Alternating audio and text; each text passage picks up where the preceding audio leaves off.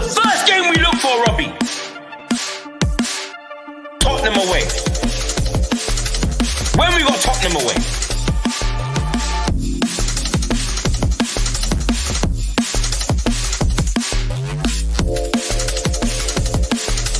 Tottenham away. When we got Tottenham away?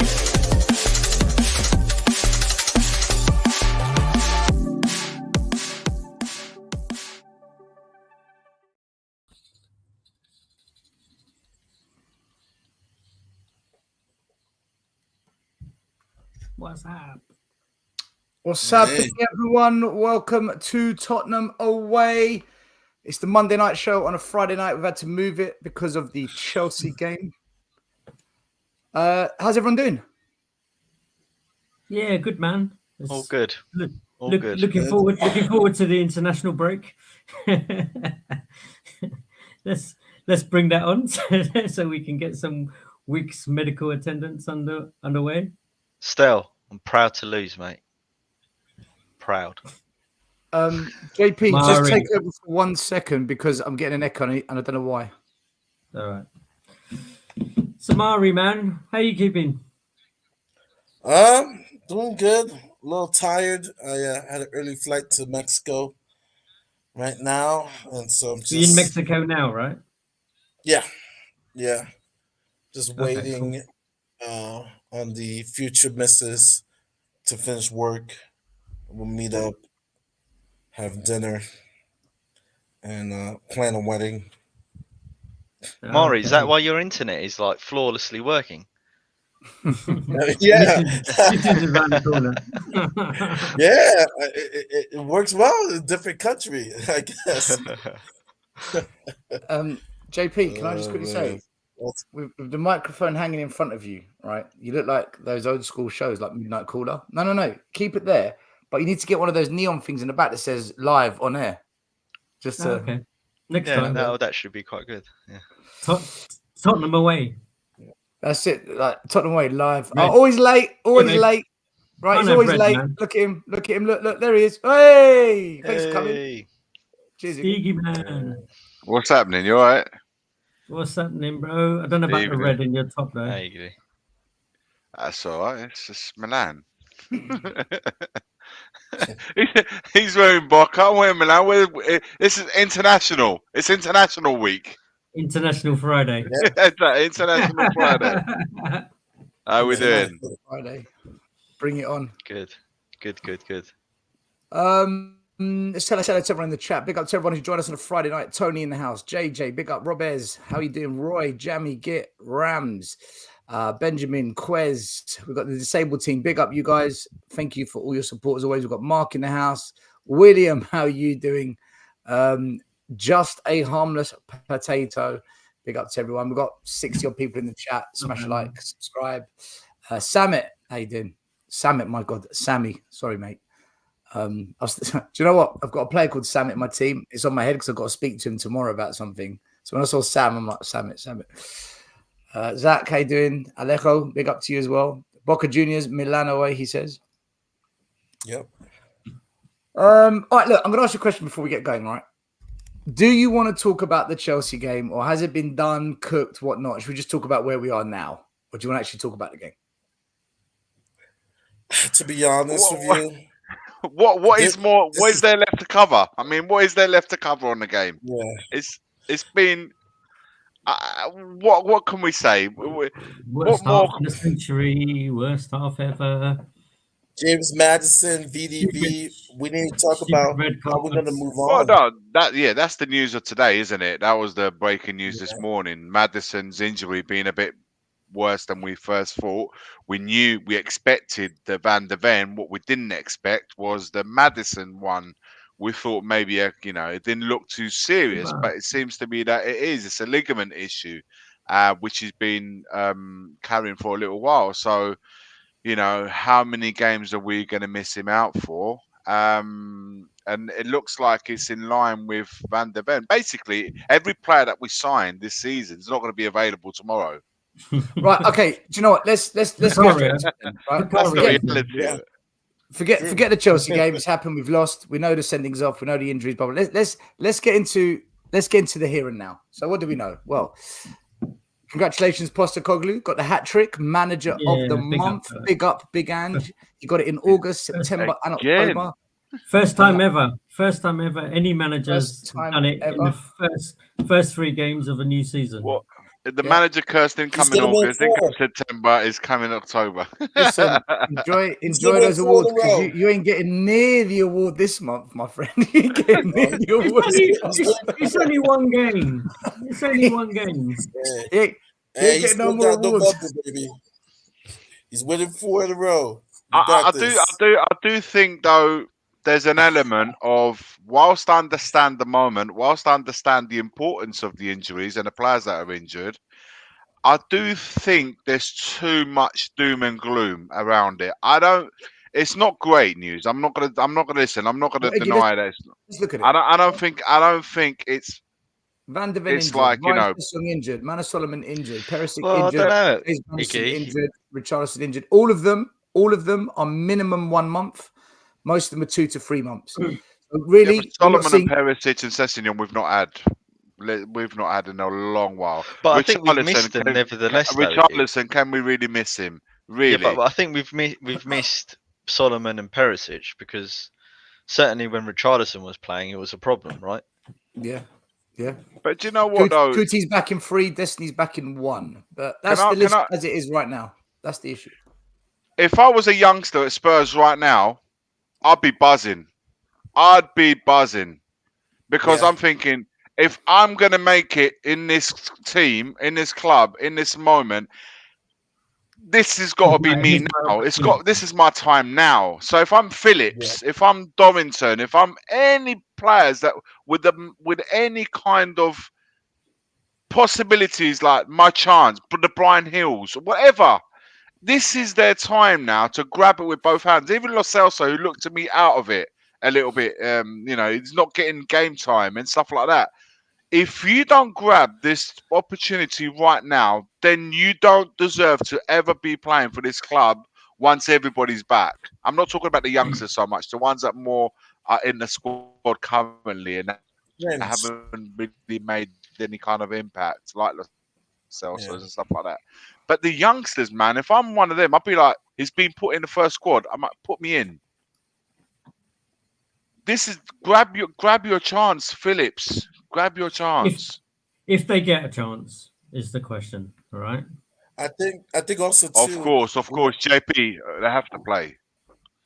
I think too, it may give us a chance to be creative. I was just watching Will describe possibly putting Kulu in the middle and put Lo Celso out in the wing. Will's a top salesman, you know that. He's a sick salesman. Yeah. You can sell it. You can but sell. But Bentancur, as you guys know, Bentancur was our best player before his injury.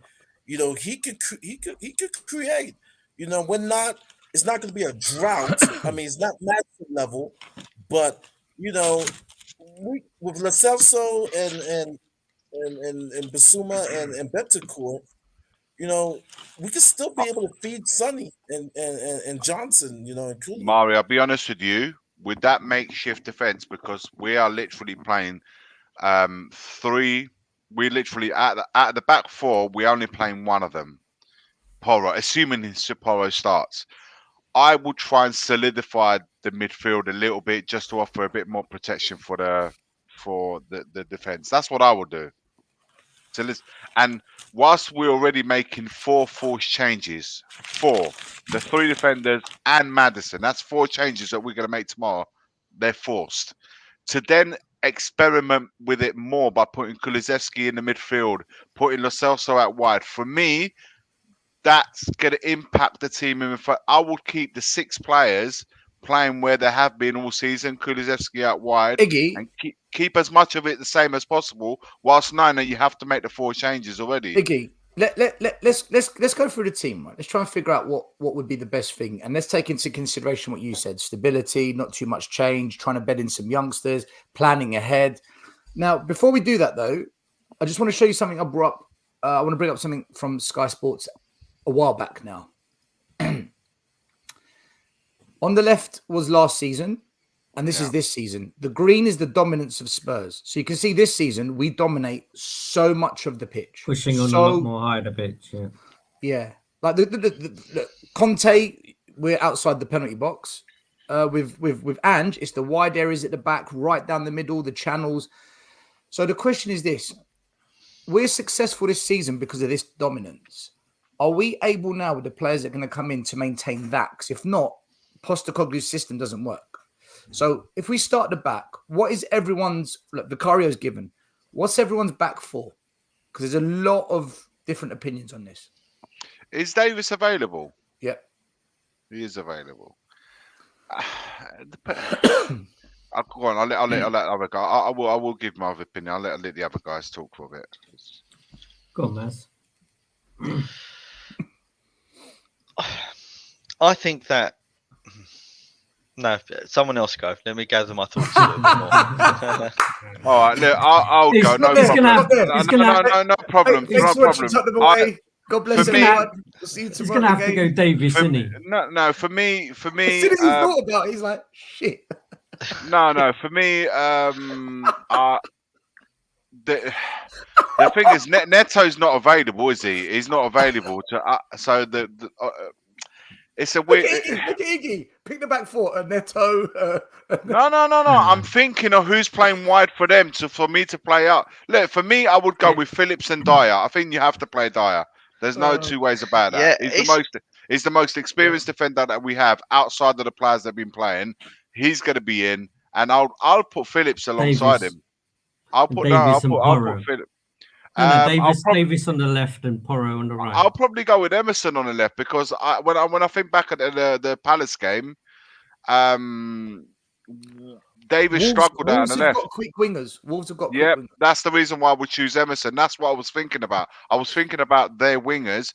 If they're anything to work the way Palace played, because Palace have got good wingers, quick wingers, and you saw that Davis struggled against one of their quickest wingers, and we only managed to put a patch on it when Emerson came on incredibly. So I'd be more inclined to go more with Emerson there. But some people are suggesting that I've been reading online that we're going to play with Emerson and Dyer in the centre, Davis at left back, and Porro at right back. Phillips got taken out the under-23s, didn't he? But that's yesterday or whatever. For me, he's been put in as backup. I think he's going to go on the bench. I don't think he's going to get used to start off anyway. I would start him. I would start him. I would start him too. I'd rather see something new, rather use this occasion, an opportunity to see something new, something fresh. We know what's going to happen with Davis, Emerson. Because the others have been tried and tested. You're right. The others have been tried and tested. Yeah, I've seen that. I don't want to see any more of that. I've seen it already. So I'd rather put a kid there and see if this kid's going to sink or swim. And you won't know that until you put those boys in those situations. You're not going to know. And if you're going to have an opportunity to do so, Wolves is the perfect opportunity. And I'm not discrediting them, but I wouldn't do it against Man City. Probably I wouldn't put that kid where probably not Villa. You could burn him out. After that game, depending on what happens. So tomorrow would be the perfect occasion for me. So I'll find out more about this Phillips guy. We don't know anything about him, JP. So why not put him in now? What am I going to find out by putting Davis and Dyer in the middle and Emerson? What am I going to learn? Yeah, but that's us. Yeah, right? that's me. Obviously, Ange's been seen him in training, knows what he's like. He's a bit of a unit, isn't he? He's not a skinny. I don't think Postecoglou is going to change his tactics. I think he's going to play a high line. I don't think he's going to change his tactics or drop any level of back. I don't think he's going to low block or anything like that. Is there any conversation to be had about going to a back three or a back five? Is there any conversation about splitting up the back four whilst we're in this situation? I think it'd be too much upheaval because he's almost stuck in his style, right? This is funny because I was talking to Shine the other day about this, and we were saying like obviously with Conte, he had his style and he was sticking to it and needed the players for his style, which is quite a defensive style as it stood that we've had the last year and a bit, right? Whereas now we've got Ange, he's just as stubborn in the style that he wants to play, but it's flipped the other way. It's like, I'm going to go out and attack. And like I heard you talking the other day, and like, we had a quick chat after the game. And if we don't have the defenders to drop back, or if we don't have the staff or the levels to be able to drop back and hold, why do it? I don't think he's going to change. I think he's just going to be, No, he's I going to mean, be, he's going to put those others in and go, my style. That's how he's going to grow the team, right? yeah, I mean, At the he's end of the day, we set the instilling that foundations. philosophy, isn't he, Yeah, JP? He wants that exactly. philosophy. He wants that philosophy to run right through the first team and even the academy teams and the under 21s, under 23s. He wants to be able to rely on anyone who comes in to substitute for a first team player to know the exact system that he wants and then demands. And I think that's great. It gives everyone clarity. I struggled with answering Stel's question because I think there's such a big drop off from our first 11 to the second 11. And we saw that against Fulham. And we've seen that every time there's been a spread of substitutions that the levels drop. I'm going to caveat that by saying that I think Højbjerg, who's come in when he's been called upon, I think his attitude and his performances have actually been pretty good.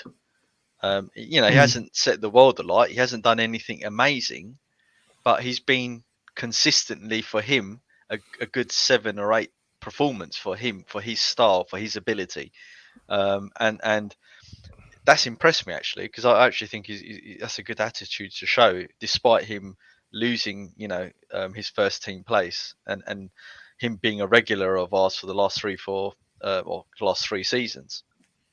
I wouldn't be shocked to see him start I said tomorrow this. either. Yeah. I said this. Sorry, Mari. As for the back line, I'm torn. Part of me thinks, oh yeah, just throw in Phillips or even Dorrington to come in and give them a taste and see what they're made of. The other part of me thinks they've got Eric Dyer to shepherd them. Now, Eric Dyer done okay when he came on for that game, but he had clear weaknesses. You could tell he had clear weaknesses. So he played out of his skin for a period of time, but he's got the turning circle of the Titanic. He can't handle pace. He can't handle any team that's got any sort of pace or even technical ability. So bringing in a youngster just for them to get crucified again, for someone with Dyer next to them, is that necessarily a good thing? So I would actually stick Emerson Royale as a centre back with Dyer because I think that's the only option we've got, really. And then stick Davies on the left, or you stick Davies in the middle and you stick Emerson on the left. What other options do we really have? I Lack personally pace would and a go, bad back pace. I think you have to play. So no, sorry, You Mari, you're said- next. Sorry, man, I forgot. No, you said something, and I mentioned it Wednesday. I said it in a joking manner, but it is, it could have been a pure genius.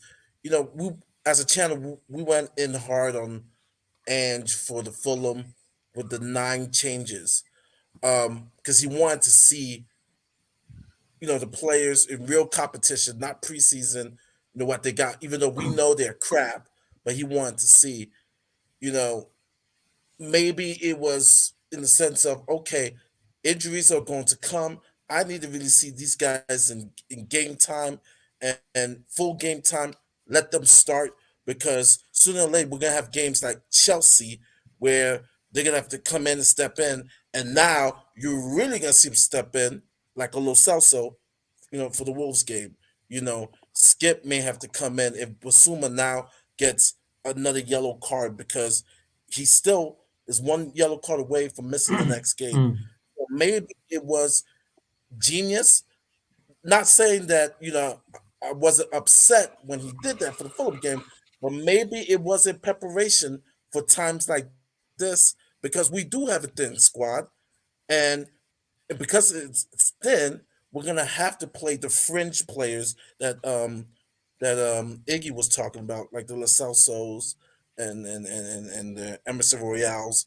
They're gonna have to get game time along with the youth, the Dorringtons, the Ashley Phillips. if you look at that angle, I mean, if you look at it, See, they're all valid opinions. It's- What everyone's saying, the truth is, none of us know what the best thing is to do here, right? We're just all kind of a little bit. Let me ask you, actually. In fact, this super chat, Wolves F1. Thank you so much. Disastrous Chelsea game, he says, and Spurs season start derailing. That must be the worst outcome that has ever happened to any team looking good after 10 games. Of course, because it's Spurs, and you'll never see it again either. Thank you for your super chat, Wolves F1, and I'm not looking forward to playing you tomorrow. By the way, not looking forward to it at all. I was going to ask you guys. I'm going to contradict what I've just said. I've just said to Wolves F1, I'm not looking forward to playing you. But is there a little bit of excitement in you as to what Andrew's going to do? Or are you thinking, I don't want to play this game. I just don't want to play it. No, well, I mean, you'd have to say yes, right? Because at the end of the day, we've had it good with our first teamers. We've always known, do you know what? A couple of injuries, and we're down to bare bones, and we're down to your dyers and stuff, right? This is all part of the rebuild. This is how we see. What does he do from a coaching perspective? Does he keep the same formation? Does he alter it slightly? What's he going to do? Right now, there are all questions that need answering, and obviously we have to wait and see what lineup he puts out and what formation he plays. A lot of people would say, do you know what? He is going to play. He's going to stick to his guns. He did that with 9 men. So why is he going to change like against Wolves? Now, obviously we know, there's players there, and ideally the first team kind of almost picked itself. But without those players there, we'll see what he also does on the coaching field, right? Whoever he brings in now, whoever steps in now, let's see if they raise their game. Let's see if they've been listening to him on that coaching field. Let's see what he's got to give us now. Because it was fine and rosy for those 10 games. Now's the true test, right? Listen, I said earlier on today that now this is what Conte had. This is exactly Conte's team from last season, right? This is the Conte team except for Brendan Rodgers. Difference is Conte had Harry Kane, but he didn't have Vicario. So we've weakened as a striker, but we've strengthened as a goalie. So for me, Conte got us top 4 with these players. What's Andrew going to do now, right? Or is that too harsh of a thing to say? Yeah, it's a bit. Yeah, I wouldn't go down that. Listen, for me, I think it's harsh. Yeah, why is it harsh? Well, it's because we had a different setup. We played a different style of football. We played outside our area. You just showed that graphic. You played outside our area. Here we're playing on the front foot on the attack. In the words of Mourinho, different manager, same players. Yeah, I know what you. I know where you're getting at. It's also the style, isn't it? It's also the style, right? Yeah, the issues. I know what you're getting at. You're saying he's going to encounter the same problems that Mourinho encountered before him, and Ponte encountered the problem where the squad is thin, and he's going to find himself. And we're going to after some losses, because it's what we're getting at. We're going to say, get rid of him, and it's like the same problems, and the managers pay the price. The way I see it is in order to the best form of defense is attack, and how you got to see it is, yes, there are changes at the back, but our midfield going forward is only missing one player, and that's Maddison, albeit a very important player, creates chances and opportunities for goals. So we have to. This is an opportunity for those who have been perhaps moaning in the background or not getting enough game time. Now is the time to step up. Let's see, whilst you've been waiting for your opportunity, if you come on the pitch and you take it.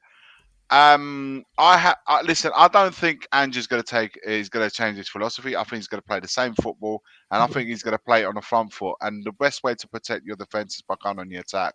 And that front, we've got the same 3. Johnson, I expect Johnson, Kulu, and Son to be starting there.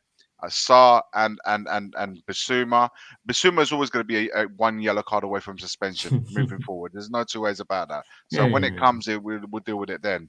And then is this a question? I was saying anything. Do you solidify the midfield a little bit? Me personally, I would go with Bentancur. I've been wanting to see this guy back on the pitch, and I think his experience tomorrow would be Yes. a massive help. Is it too It soon? is. It is a question I asked in the video I did earlier. Like, Let's build our is it team. too soon? Is it too soon for him now or not? But do you know what? He's been training with the No, team not for a long really. while, man. He's been involved. He may not play 90 minutes, but he can play an hour, and then he can play someone else in his place. For me, I think he combines the both the defense with attack, and I think he'd be. I'll be more inclined to go with him because I know what I'm going to get with Bentancur more so than what I'm going to get with Lo Celso. I think Lo Celso would be the better fit. I just don't know if this guy's going to turn up. I'll be honest with you guys. Do I put my trust in Lo Celso in a time that this Tottenham side needs him right now in place? But you of got Man- to give him a chance, though. I mean, like, There was a sequence where he took on three Chelsea players, and he was so good on the ball. Like literally, when Yeah, he but came Mari, back, ask yourself one question: Who's our back four, guys? Why Who's is this our guy back four? not featured? Why is Lo Celso not featured since pre-season? because he's constantly injured. Well, yeah, but when he has been available, Maz, he's not been involved. I just Yeah, don't- but it's weird because once again, like I bring up Will saying, you look at Lo Celso for Argentina, right? He distributes the ball. He's good on the ball, and for us, it's kind of like, you're not. But it's seeing almost it. like he But doesn't want to be here, Mari. Yeah. And the 30 minutes I've seen Bentancur against Chelsea, I'm like, oh, you see flashes of We need that's him. Bentancur. We need him back. Yeah, We need that. you're seeing it, and It's the character, Mari. Mari, it's the character. You trust the character of Bentancur. Now, I'm not saying Lo Celso is not agree. I know Lo Celso is a quality technical player. There's no doubt of that. I question his character when I see him on the pitch. With Bentancur, I know what I'm going to get. With Bentancur, it's just a question of him finding his best form, which is natural for somebody that's been out for a year. You don't question that. You know that's going to take time, but you know that what he has here, you're going to see it on the pitch. That's what I trust. That's why I would play Bentancur in this match for that reason only. So Even guys, if he has a shit game, I don't doubt that he's in his heart and his mind. He's there for the cause. what's our back four, by the way? For me, Porro. Does everyone agree Porro? Porro's He's the only one out of the four that we have available, and we're not going to play him as well. So we're going to have a complete back four. All right, Porro's definitely on that side. Centre backs, guys. I'm going to go with Phillips. I think Ange's going to throw the youngster in there. Is there anyone against Phillips? Are we all for it? I'm for it, man. I'm not against him. No. Who's I the don't want other to see one? the same old, man. I don't want to see the same old. Dorrington. Dorrington. No. Dorrington. Is he even in the squad? He'll be in the squad, yeah. I think he's going to go with Dyer. I think it'll be a liberty to. Yeah, it'll be Dyer. Yeah, it will It'll be be Dyer, 100%. man. No, forget and what then- we think. What we're saying is the and then best it- thing. We want to know what And then we he'll think. take. not what- He'll put Dyer in and then take him off at half time because he's crap. Yeah, but you can't. You got to have experience in. Then you can't not put Dyer in. It would just be nuts to put two. Having two youngsters straight in there at the centre of your That's, defence. you're asking for criticism. And who's going left back? Davies, I think- Chicken Royale, or another option? I would put Davies. Even though I would go with Roy has been Emerson okay. based on what I Emerson. saw at Palace. Yeah. Anyone in favour of Davies, or is it just Maz? I think I'd go Davies as well myself, purely. You've left it to me to make the decision. Great. But purely to keep him and to give him and Dyer there a bit of I cover. can't have Dyer and Davis in the same team again. I'm done with it. I'm done with it. And Emerson as well. No. I'm done with We having need those someone with guys. pace next The to thing Dyer. is, We're gonna go with Emerson. We're gonna go with Emerson. What are you saying, Stel? If Emerson goes missing, right, that just means that whole area there is Dyer. Why would he go missing? Because he goes on his runs, what man. happened with Davis he against goes, Palace, JP? What happened with Davis? Yeah, but against... then you can say that he was wasn't injured. as adventurous, right? He's not as adventurous. Whereas Emerson, as much as he's adopting Ange's system, should we say, he's adopting it a little bit too well for my liking. Because 1 minute he's left forward, 1 minute he's centre forward, and he's If like, Davis right wing plays, I back, can't then have he's Dyer all in the over the team. place. The problem with Davies is that the wing backs invert, and when they invert, they get caught in the middle when the attack comes down the wide areas. And this is when Ben Davies gets caught out. And if you look against Palace, he got caught out every time because of the system we play. Whereas Emerson, he's less likely to get caught out because he's got the pace. And he's got the technical ability. He is good technically, man. Technical ability. Over Davis in this system, he has. Over Davies. Sorry, over Davies. Okay. Yeah, come on. We're talking about the two You players have here. to, you have to put a keep caveat up, on that, man. So hold on. Let's keep up, man. We're talking about out of the two. Are you talking about his no-look Rabona? I don't care. I'm judging the players from what I've seen this season. Palace, I'm going on that, and I'm going because Palace are probably in the ideology of the way they play via the wingers are similar to Palace. Wolves, I'm talking about. They're similar to the Palace. Goalie and defense done. Who's our midfield three? I know you a lot were debating Bentancur. So Basuma, so kind of Basuma's in there. Basuma's starring. Should they be in, or is there an argument that Højbjerg should be in, given what Maz said about Højbjerg earlier? Maybe Højbjerg should be given a chance. I think Højbjerg is still all right to come in later in the game. Are we all agreeing that Basuma and Sarr are guaranteed then? Are we all saying yes to that? Yeah, I would start Sarr and Basuma. Yes. So I guess you start Lo Celso. I mean, I want to start Bentancur, but then sub him for Lo Celso. Like, you see, I can't see in this time of crisis, let's say, right, and all of a sudden changing the whole midfield, making loads of changes. I think he's going to want to keep as many of the first team players as possible on there. So for us to say stick in Bentancur, stick in Lo Celso, stick in this, stick in that, I'm not sure he's. But that's. But he has. But what I'm trying to say, Maury, is that he won't drop Sarr and Basuma to put in Bentancur and Lo Celso or Bentancur. No. I mean, it's only for that missing player, right? So it's only really to replace Madison. So who's going to replace Madison? What are we doing here? Are we going Skip? Are we going Gio? No. Are we going Bentancur? Are we going Kulu tucking in? What are we going here, guys? Personally, for me, I would go Gio. All right, let's all go down the list, right? JP says Gio. Iggy. Benny, man. I'm going with Benny. Fuck Gio. I'm going with Benny. I just don't want to rush him. I'm going on the character. I need to trust my player, man. And right now, my trust is more on Bentancur than it is with Lo Celso. I like Lo Celso as a player. I just don't trust his character. And right now, with that back four, I'm putting a lot there. I need some percentages, and I've got to go on percentages of what I believe. JP goes Lo Celso. Iggy says Bentancur. Maz, who are you choosing? Bentancur. Bentancur as well. Okay, Murray. Bentancur.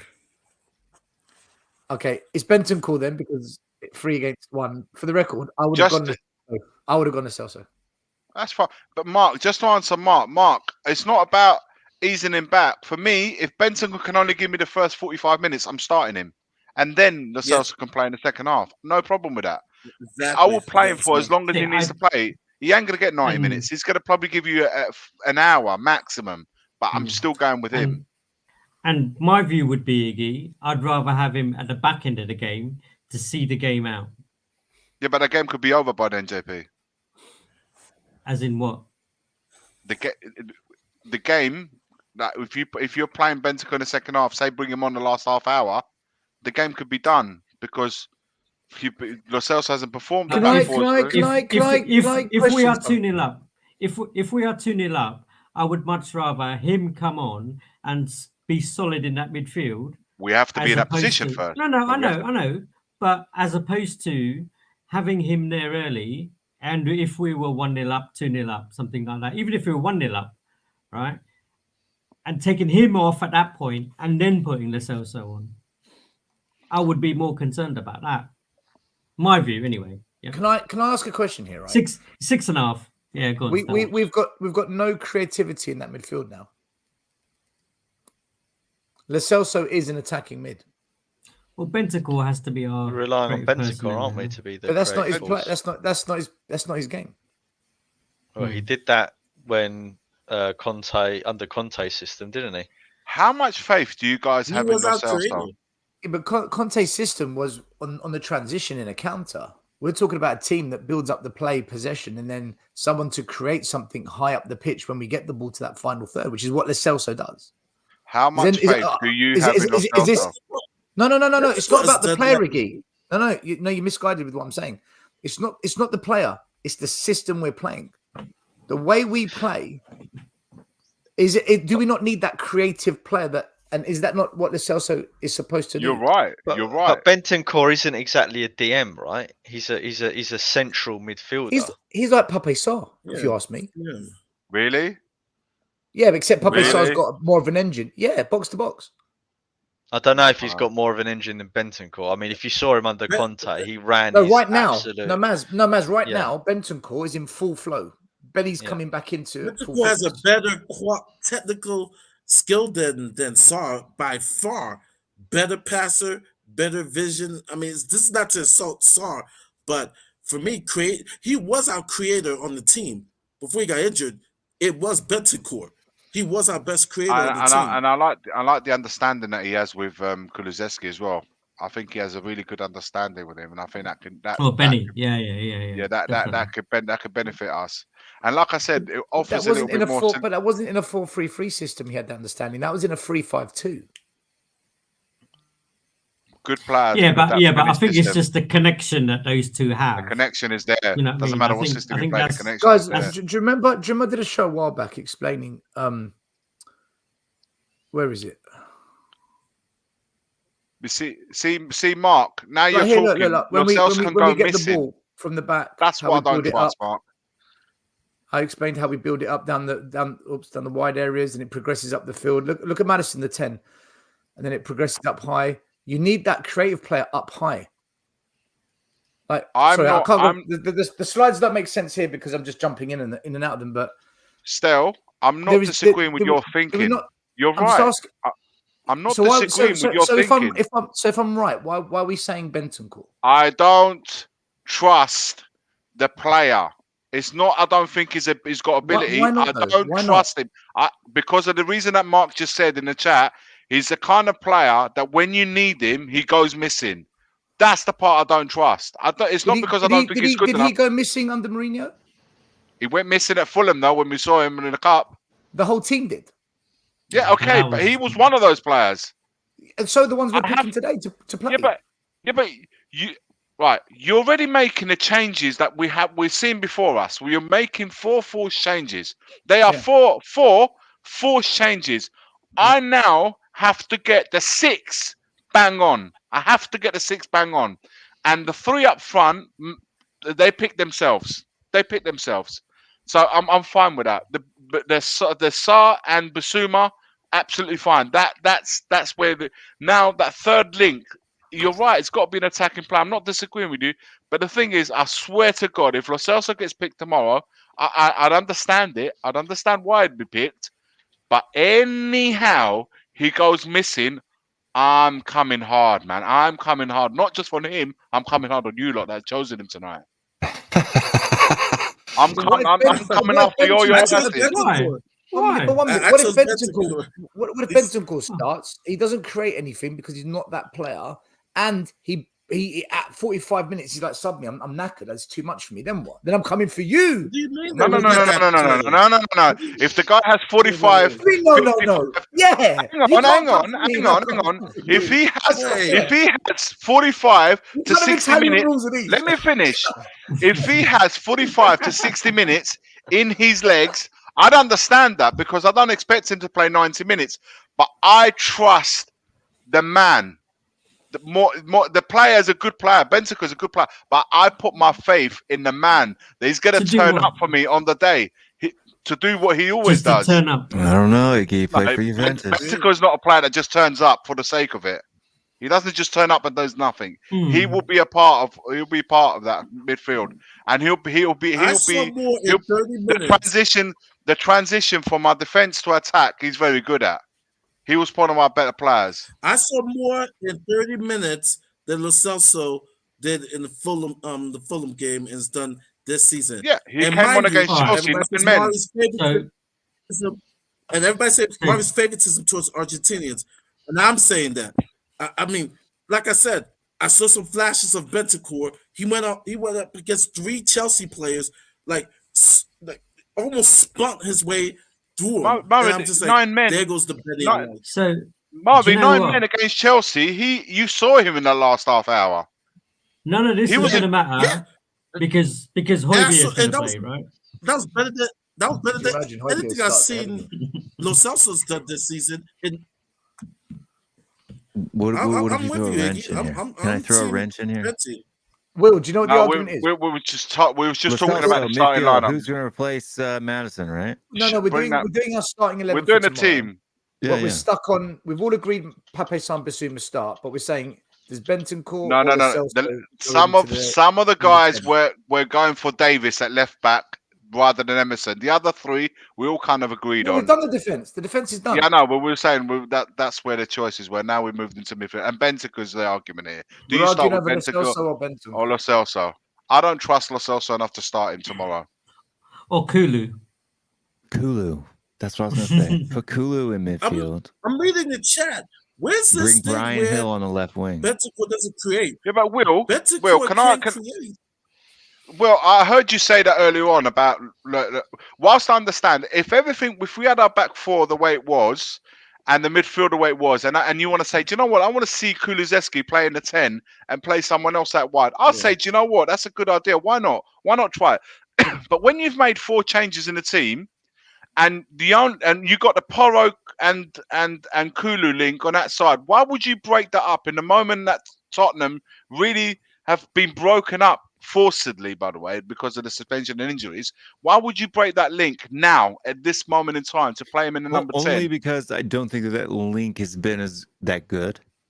I don't think Kulusevski on that right hand side has been that good. When he played in the middle against Sheffield United, I thought you saw a different Kulu. Right? He looked a lot more creative, a lot more active, making those late runs into the boxes. I just don't know if Bentancur is as creative as Kulusevski. Believe it or not, Kulusevski has the second most key passes of anybody in our team right now, right? Going forward. So per game. I think we'd have a really good chain there with Porro, Bentancur, and Kulu. And Bentancur and Kulu have got really good understanding. They almost like know where each other are without looking at each other.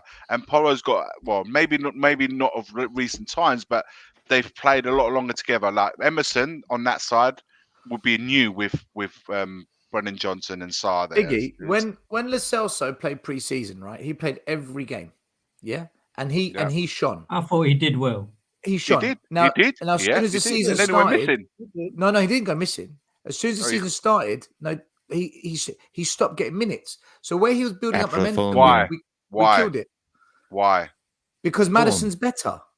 Okay, but why did he not feature at all? Because Madison is hands down the best. Because he got injured for a while. He was injured for a while, so. And Madison, do you guys feel that Postecoglou trusts him, or do you actually feel that he actually attempted to get rid of him in the summer? Truth, I think he tried to get him out of the door. No idea. According to David Ornstein, on Wednesday's report, there are a couple of players they wanted to move out but didn't want to leave, or they didn't want to go to their destinations. Dyer being one of them, for sure.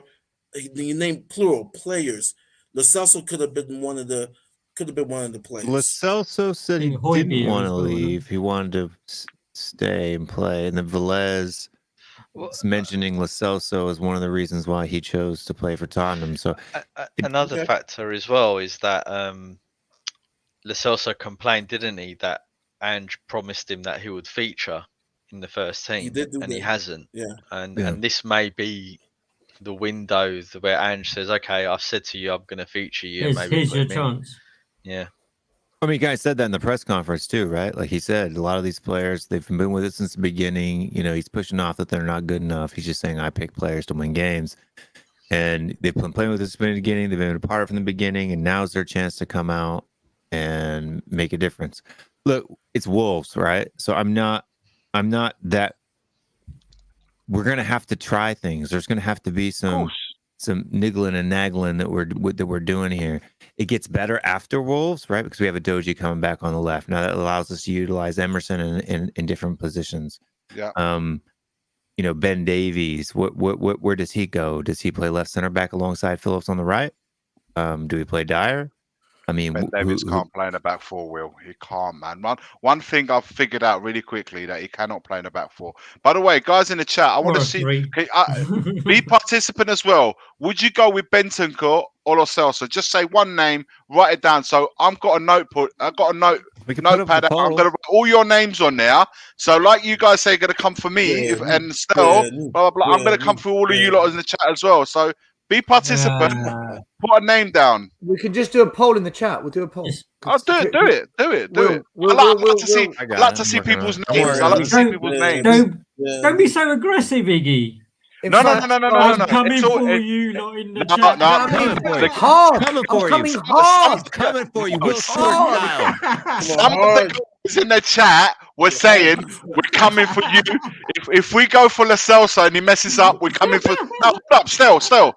If you read the chat, dead fish in the bed. Is it a dead no, Stel. If you read the chat, Stel, if you read the chat, they said if we play Lo Celso and he plays shit, they're coming for you. If Benny plays and he plays shit, they come for me. You've set them on to me. I've not done anything wrong. No, they said it. I didn't say it. They said it. They said if Lo Celso play and they play shit, they're coming for you. And if Benny plays and he plays shit.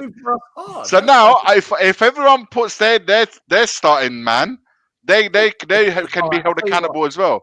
So everyone's coming for everyone. No. I'm taking Bentancur out, and we're going to let the poll decide. All right, guys, this is you. This is on you. Guys in the chat, I'm working on it. Give me a second here. YouTube's being good. Will's about to create the poll. Whilst he's creating the poll, all right, we all agree Son's going to be striker. No one's going to disagree on that. So that's that one. That's easy. Son. Okay, are we going Brendan Johnson and Kulu, or is anyone? Just to let you know, his name's Brennan, right? Not Brendan. Yeah, sorry. Brendan Johnson. I keep saying Brendan, I know. Are we going Brennan and Kulu, left wing and right wing? 100%. 100%. I think that doesn't change. Richarlison is out. I would have chosen Richarlison, but Brennan Johnson by default. It's a joke, guys. By the way, I got it. Yeah, just, man, I want to make. I'm making sure now. All right, the poll's in there. Yeah. Right, guys, the polls in the chat. You've got 5 minutes each to cast your votes. There's 240 people in the chat. You've got to do two things. Number one, smash a like. Number two, vote. So we're expecting 240 votes, and the panel's allowed to vote as well. We'll add our votes on top. And so the poll is who is going to make Iggy look silly this week? And Bentancur or Lo Celso? I listen. I put my neck out. I stuck my neck out and I said I'd go with Bentancur because I trust him. That's it. I go with the players that I trust. That's it. It's no brainer. I don't care if someone's even a little bit less technical than another player. If he gives me more guarantees that he's going to be present every moment of that game, I'm going with him. That's it. That's for me. It's Lo Celso may be more fitted for the role because he's an attacking midfielder. I would agree with that. But can I really put faith on a guy when I need him the most as a manager? I'm not wearing red, by the way, Bryce. I'm wearing orange. There's a difference. My chair's orange as well. That got called red a long time. Because I have good cameras. It doesn't even look red, Bryce. Well, because it's International Week, Like, Mari's gone with Boca, I've gone with Milan, so we've got international flavour going on at the moment. Gotcha. Quick question for the panel: whilst the poll is being decided, Generated. 60 votes, 270 okay, people we're watching. we are not casting we're not going to allow the poll to represent the audience unless we get minimum 150 votes. Okay, so Come on. please, can everyone just vote? Go in the comments section and make sure you put. There's a live poll. Will's just set up a poll. Cast your vote. Right, question for everyone. It's close. The It's close at the situation, moment. the situation we find ourselves in with all these injuries, and some fans thinking doomsday. Our rival fans can't wait for this to go wrong. Some of us are thinking, do you know what? In Ange we trust, he'll find a way. Is this what's happening right now? Is this the reason, guys, that this man left? Is this why Harry Kane left? Not because he didn't believe in Ange, not because he didn't believe that there's a new project, but because this just keeps coming to bite us. Stuff like this. I don't think there's a problem. Obviously, there's a problem, right? It's not the best case scenario. So anything that's not best case is a problem. I don't think it's as big a deal as people make it out to be. Romero will be back in 3 games. I think Ashley Phillips is actually going to do well. I have faith in him. I've watched him. He's 18 years old, Will. 18. Yeah, but he's 18, but he's bigger than 90% of our first team, right? So it's the maturity, though. We don't need maturity. We need speed and technical ability, and those are 2 things he has. Yeah, but you've got to be able to handle pressure of the big game. That's maturity, no? I will say this. Pressure is mentality. It's not maturity. You can be able to handle pressure at a young age. That's why we put Dyer next to him. Playing with Dyer would be more pressure. I will say now you want to hurt the boy. after watching Will on the terrace and just look at the schedule and thinking about it, the Wolves game is very important because if we get those 3 points, and let's just say, Villa and City, right? After those games, there are some winnable games every other game because we don't play Brighton after City. There's I forget who we play, and then West after Brighton, Ham or Forest, right? There's a free pass in between. Yeah. So we can hover still within 2nd, 3rd, 4th when January comes around, and depending how long Madison is it the early part of January whatsoever, or I don't know if we're going to talk about this, the January transfer window. Do we believe what Orson says? But we can still hover. So it may not be doom and gloom in regards to the schedule. I'm trying to be positive here. Look, I think that there's so Terry asked me a question today and he was like, looking at Arsenal, why do you not rate them as being title contenders, but not apply the same logic to your manager? And because of the super chats, I didn't really get a chance to answer. So I'm going to answer it now, and because it's applicable to what we're talking about. The reason why the symmetry breaker, and I've said this before on other shows, the symmetry breaker between us and Arsenal right now is Ange Postecoglou, right? We've seen 4 years of Arteta. We haven't seen 4 years of Ange, right? Basuma didn't play well under Conte. He's playing amazing under Ange. Sarr wasn't a person that we look to every single week on the team sheet, but he is under Ange, right? So while these other players haven't performed under Mourinho, Nuno, and Conte, there is evidence, right? Not for the individual, but somewhat, circumstantial, that Ange can get some kind out of a tune out of some players, right? When time is needed. And you can't start all of them at one time. So some of those guys that aren't starting week in or week out are just going to have to sit on the bench. Just the way the cookie crumbles. Who Ange chooses, we don't know yet. What's going to happen, we don't know yet. So am I confident that we're going to win all 3 games like I would have been? Like we have a chance of winning all 3 games like I would have been if everybody was fit and nobody got suspended? No. But I think that there is not a reason to be concerned yet. That could change in a week. Right, we could go to lose, get smashed 4-0, and see, man, we're done. Right, things can change in a week. We don't know that yet.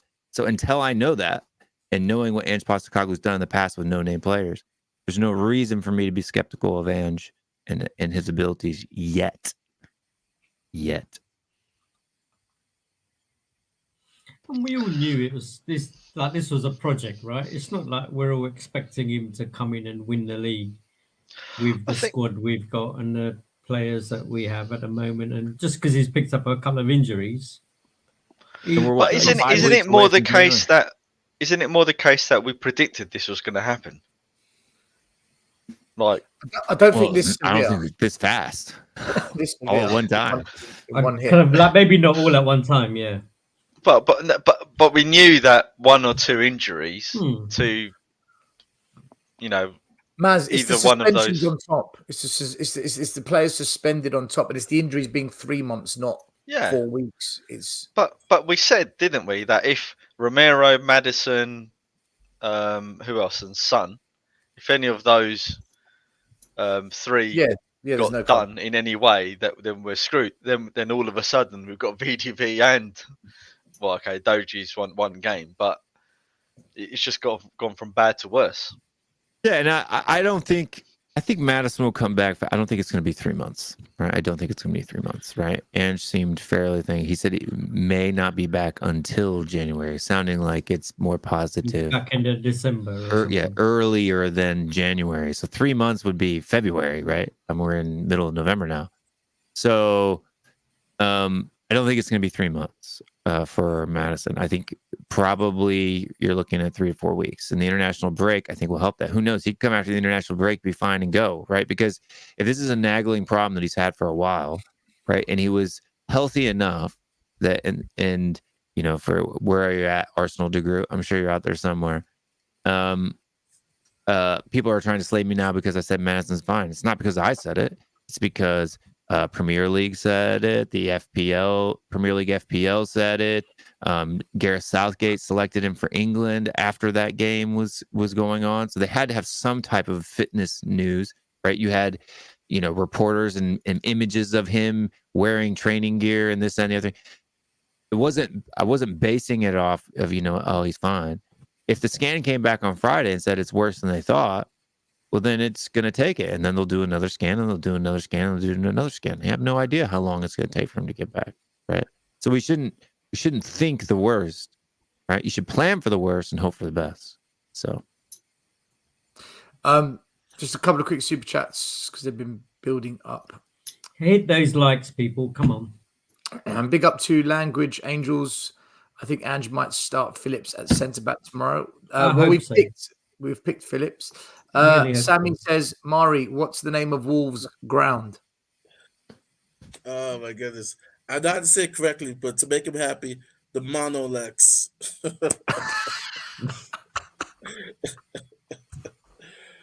No, it's the Mari, say it with a French accent. Say it with a French accent. It helps. Le Monolec. The Molyneux.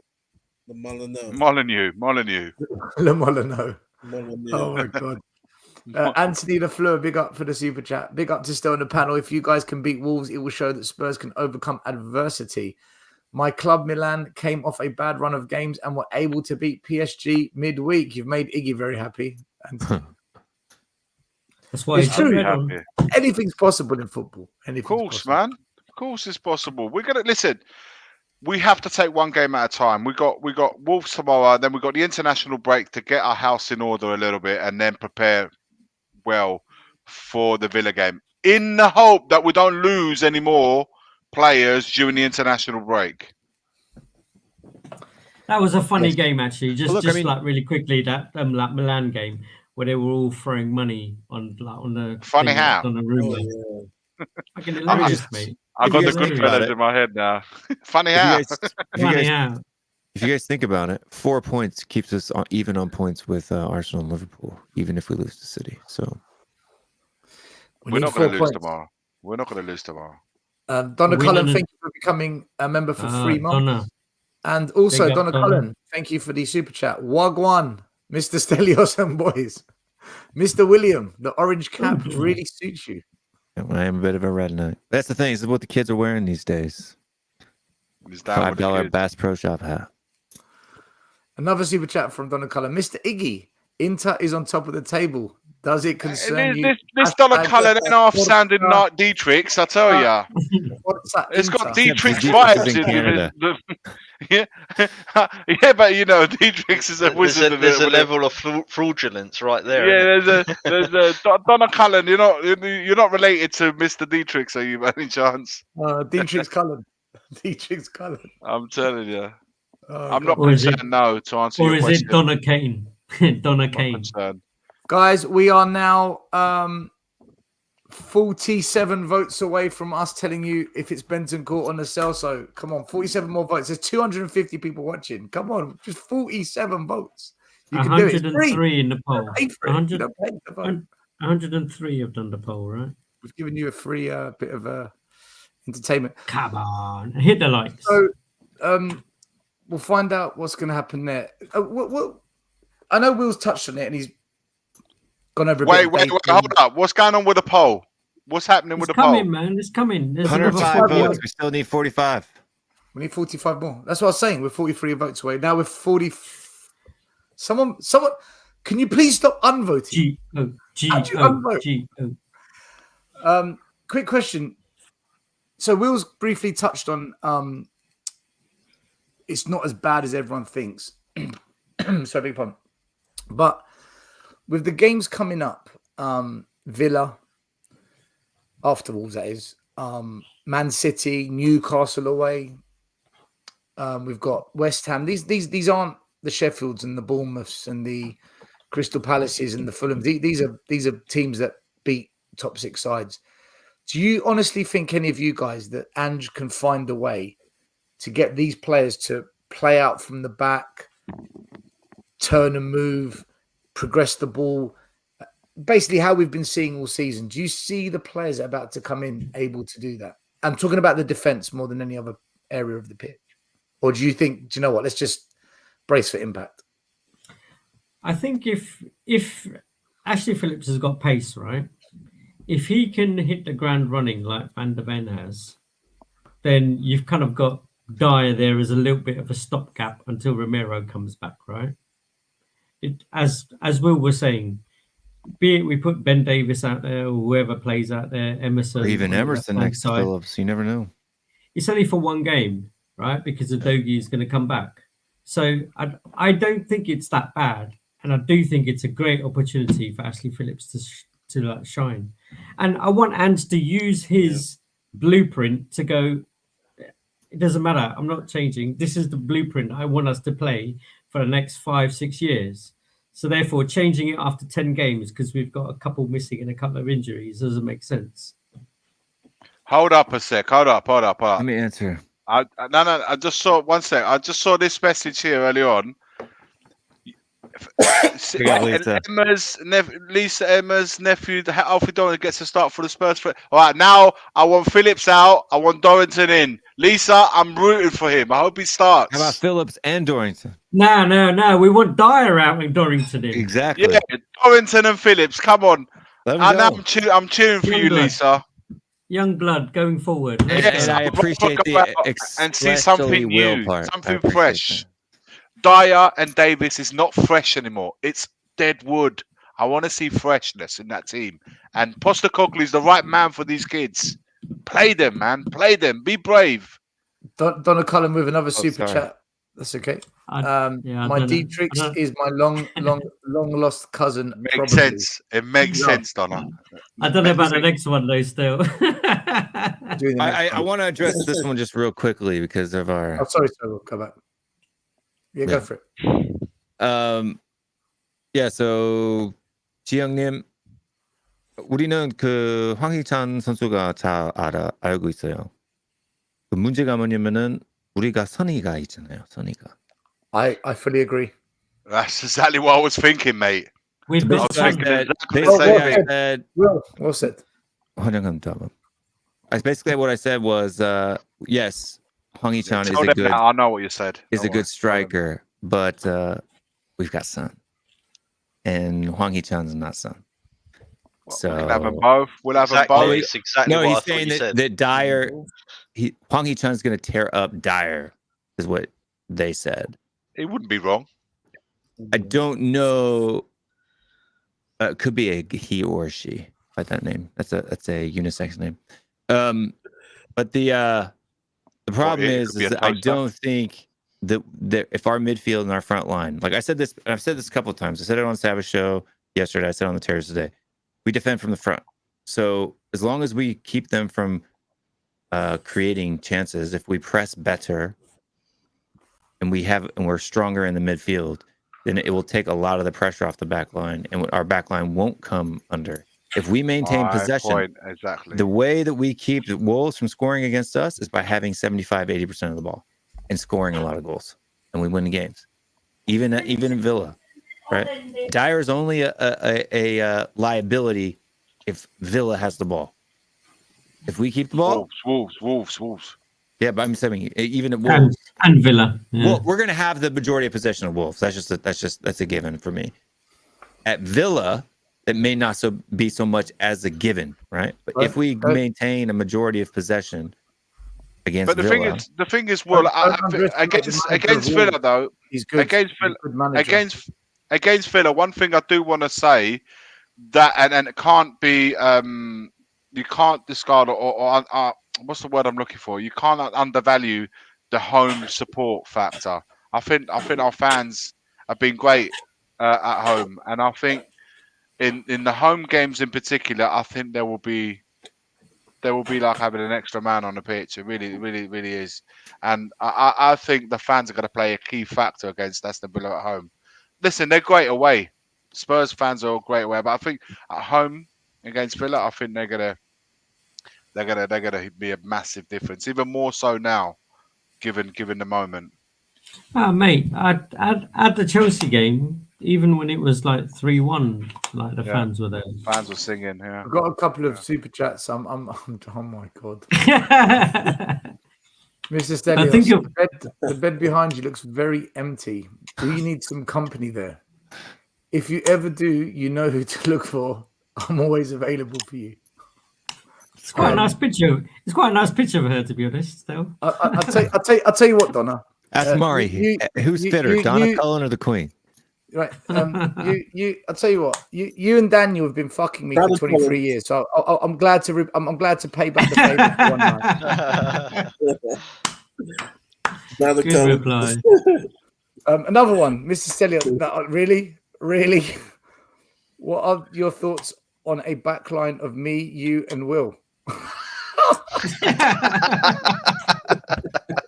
Mr. William is 6'5". It could be a good centre back. Oh my Well, I lord! am 6'5", but I'm old. He could Stelios is a definitely little bit bring up the older. rear. I have lost a bit of pace. In fact, my 15. I'm not slow, but my 15-year-old son beat me. He can bring up the rear.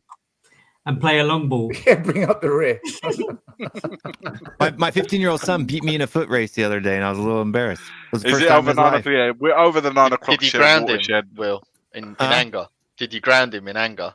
No, I didn't. Wait, I made him race found one more him. time. Found him, we though. were racing downhill, and so the first time was uphill. Second time was downhill, and I slipped going downhill, and he laughed at me like crazy. It was pretty embarrassing. So Is this Indian rupees? This currency?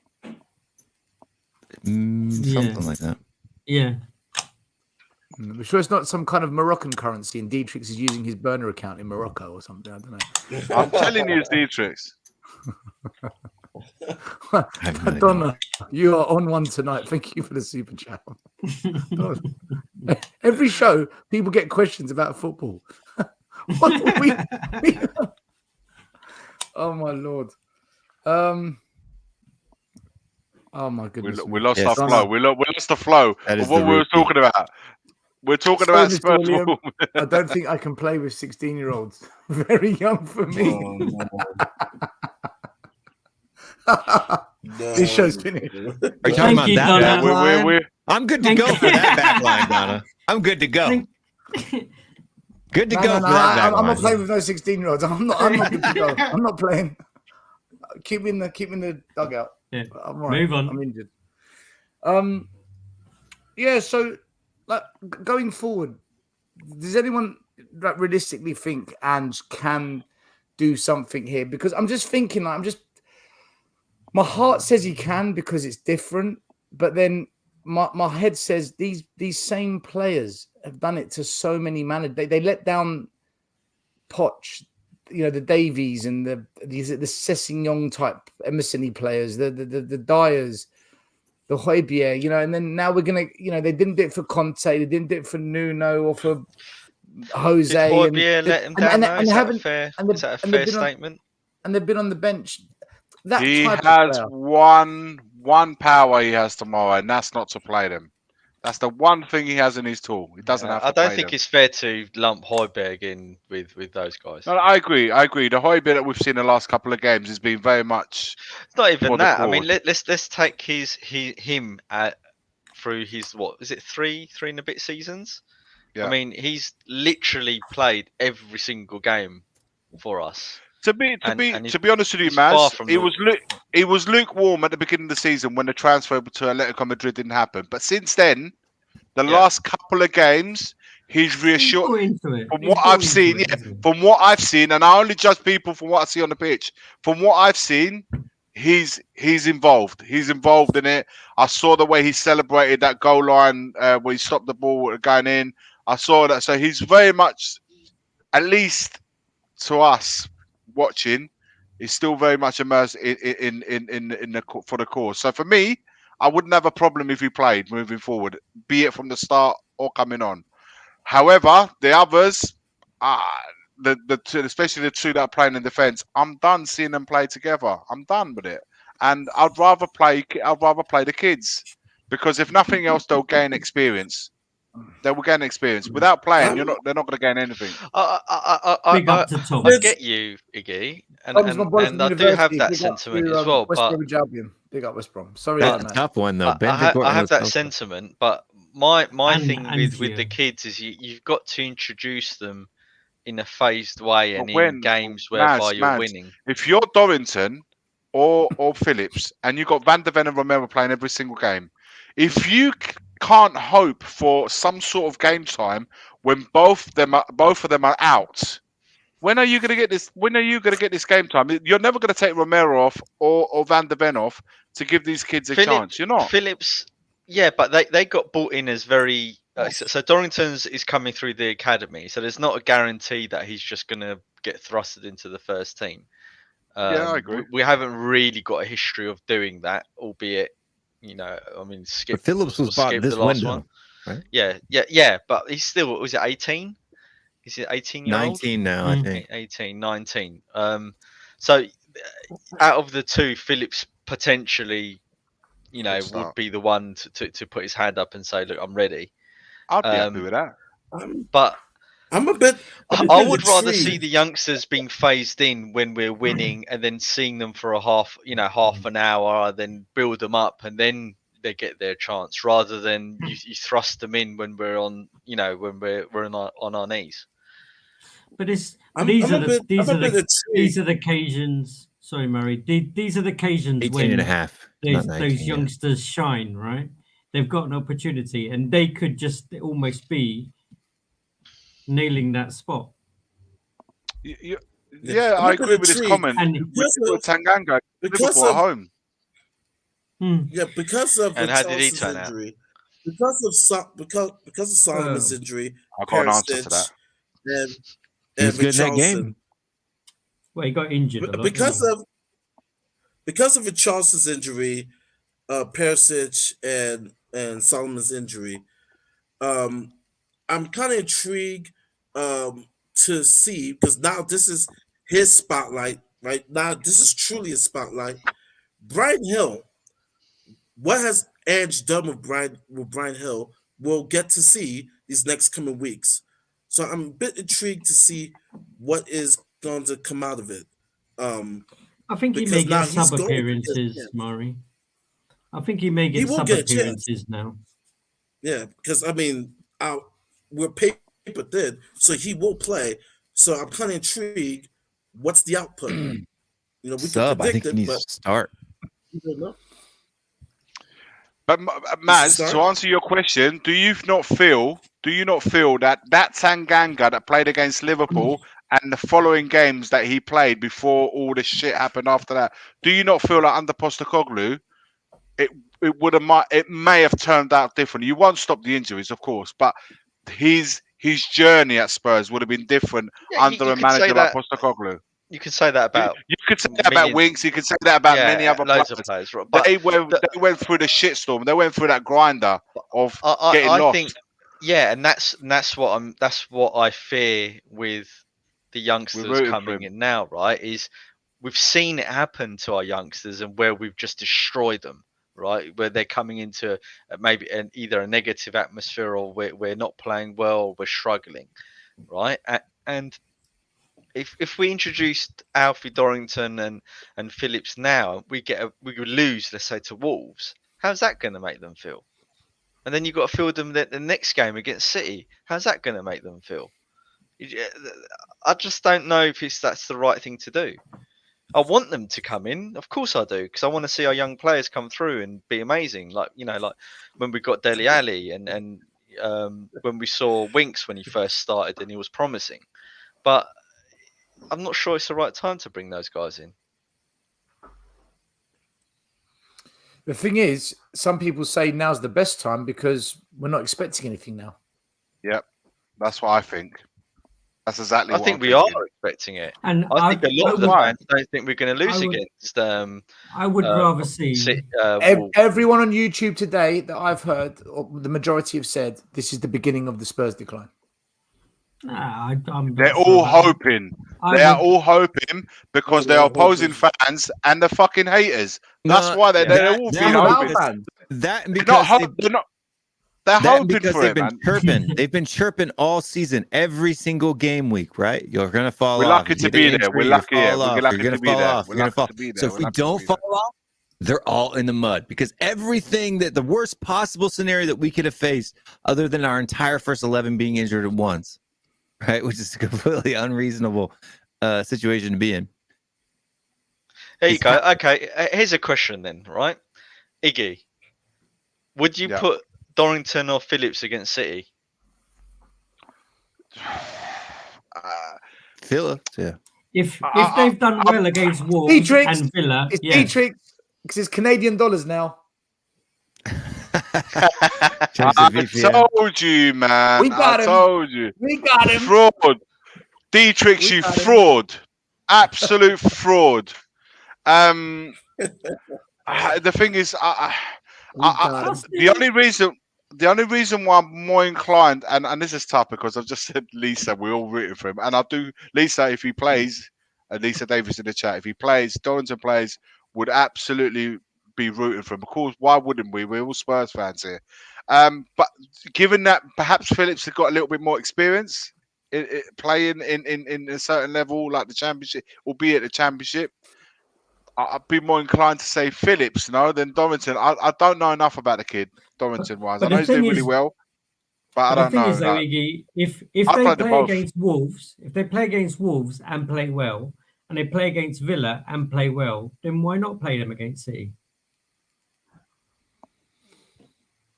One game. Well, he plays on the right for us in the youth squad, right? So this is why I'm saying, like, if I don't think Dyer is going to be working on the left. Yeah. Is there any situation where it's Dyer and Højbjerg at the back? By the way, 3 more votes, people. 3 more votes, and then we're there. 3 more votes. Why go with Højbjerg? Why, if you're going to play Højbjerg, play him in his position. Why are you going to play him at the back for? Because he did it last game. Yeah, but that's an emergency situation. It kind of came on in the nine players. No, but maybe that was 9 players though. You don't start an 11 and play a midfielder there when you've got other centre. I agree, but I'm just saying. I'd rather play a centre back in a centre back position. If Phillips or Dorrington, play them. You can't. Like I said, guys, him and Dyer are really slow, right? So we have to trust.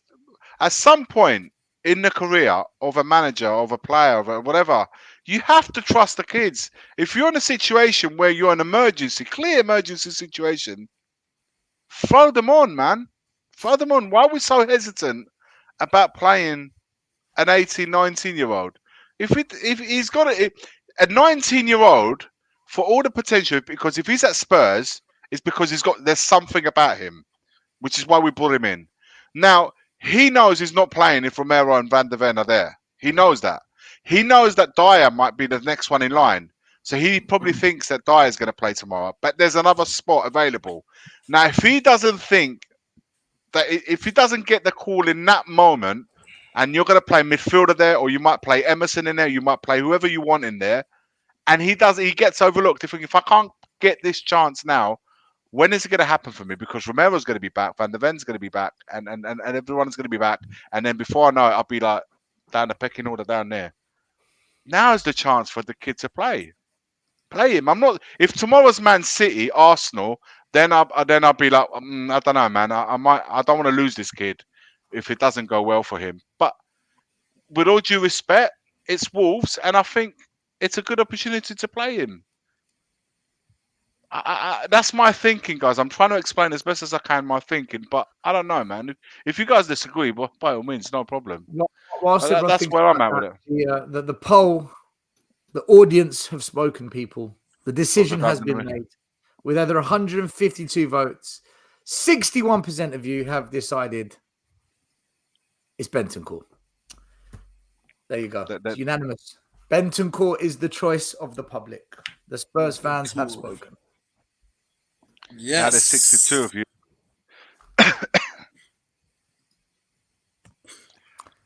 Okay. Relatively close. Relatively close. Relatively close, though, right? I'd be really curious to know why those 62 have gone for Bentancur and not. What's the reasons behind it? I really want. Was it a technical reason or was it a characteristic reason? I'll be curious to know why they went for Bentancur. I don't think they trust themselves. Huh? I don't reckon they trust. They don't trust him. For me, that's what it comes down to, because I know the player. Listen, I knew Ndombele's got the ability. Lo Celso has the ability. That's not my question mark is not on technical ability. For me, it's a character one. That's how I see it. I want to ask everyone a quick question. JP and Maz had a sneak preview earlier, but Spurs have released a new fourth kit for Christmas. What are your thoughts? JP's already ordered it. Well, tell me what you think. Is this a bit out there or nah? It's okay. Tell me what you think. Is it yellow? Is it yellow at least? Why does that look like Lamella? What the fuck is that? Because what exactly? What am I looking at? I don't get it. The injured. Okay, the injured. I get it. Injuries. The injured kit. I tried to make a joke. For a minute, I was actually expecting a fourth kit. I was waiting for the yellow. I think we're missing a yellow in our kit. I don't get it. Is it yellow? No, it's just bandage, whatever that is. There is something I do want to ask everyone's opinion on, right? Because this caused a bit of controversy this week, and of course, our manager just came in and just threw a grenade in there. But after the Newcastle game,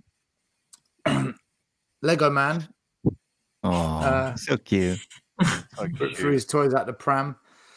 And this season, when Liverpool got screwed, he said they're trying to make the best decisions. We need to understand that mistakes happen. Right, this is what he said after the Spurs Liverpool game.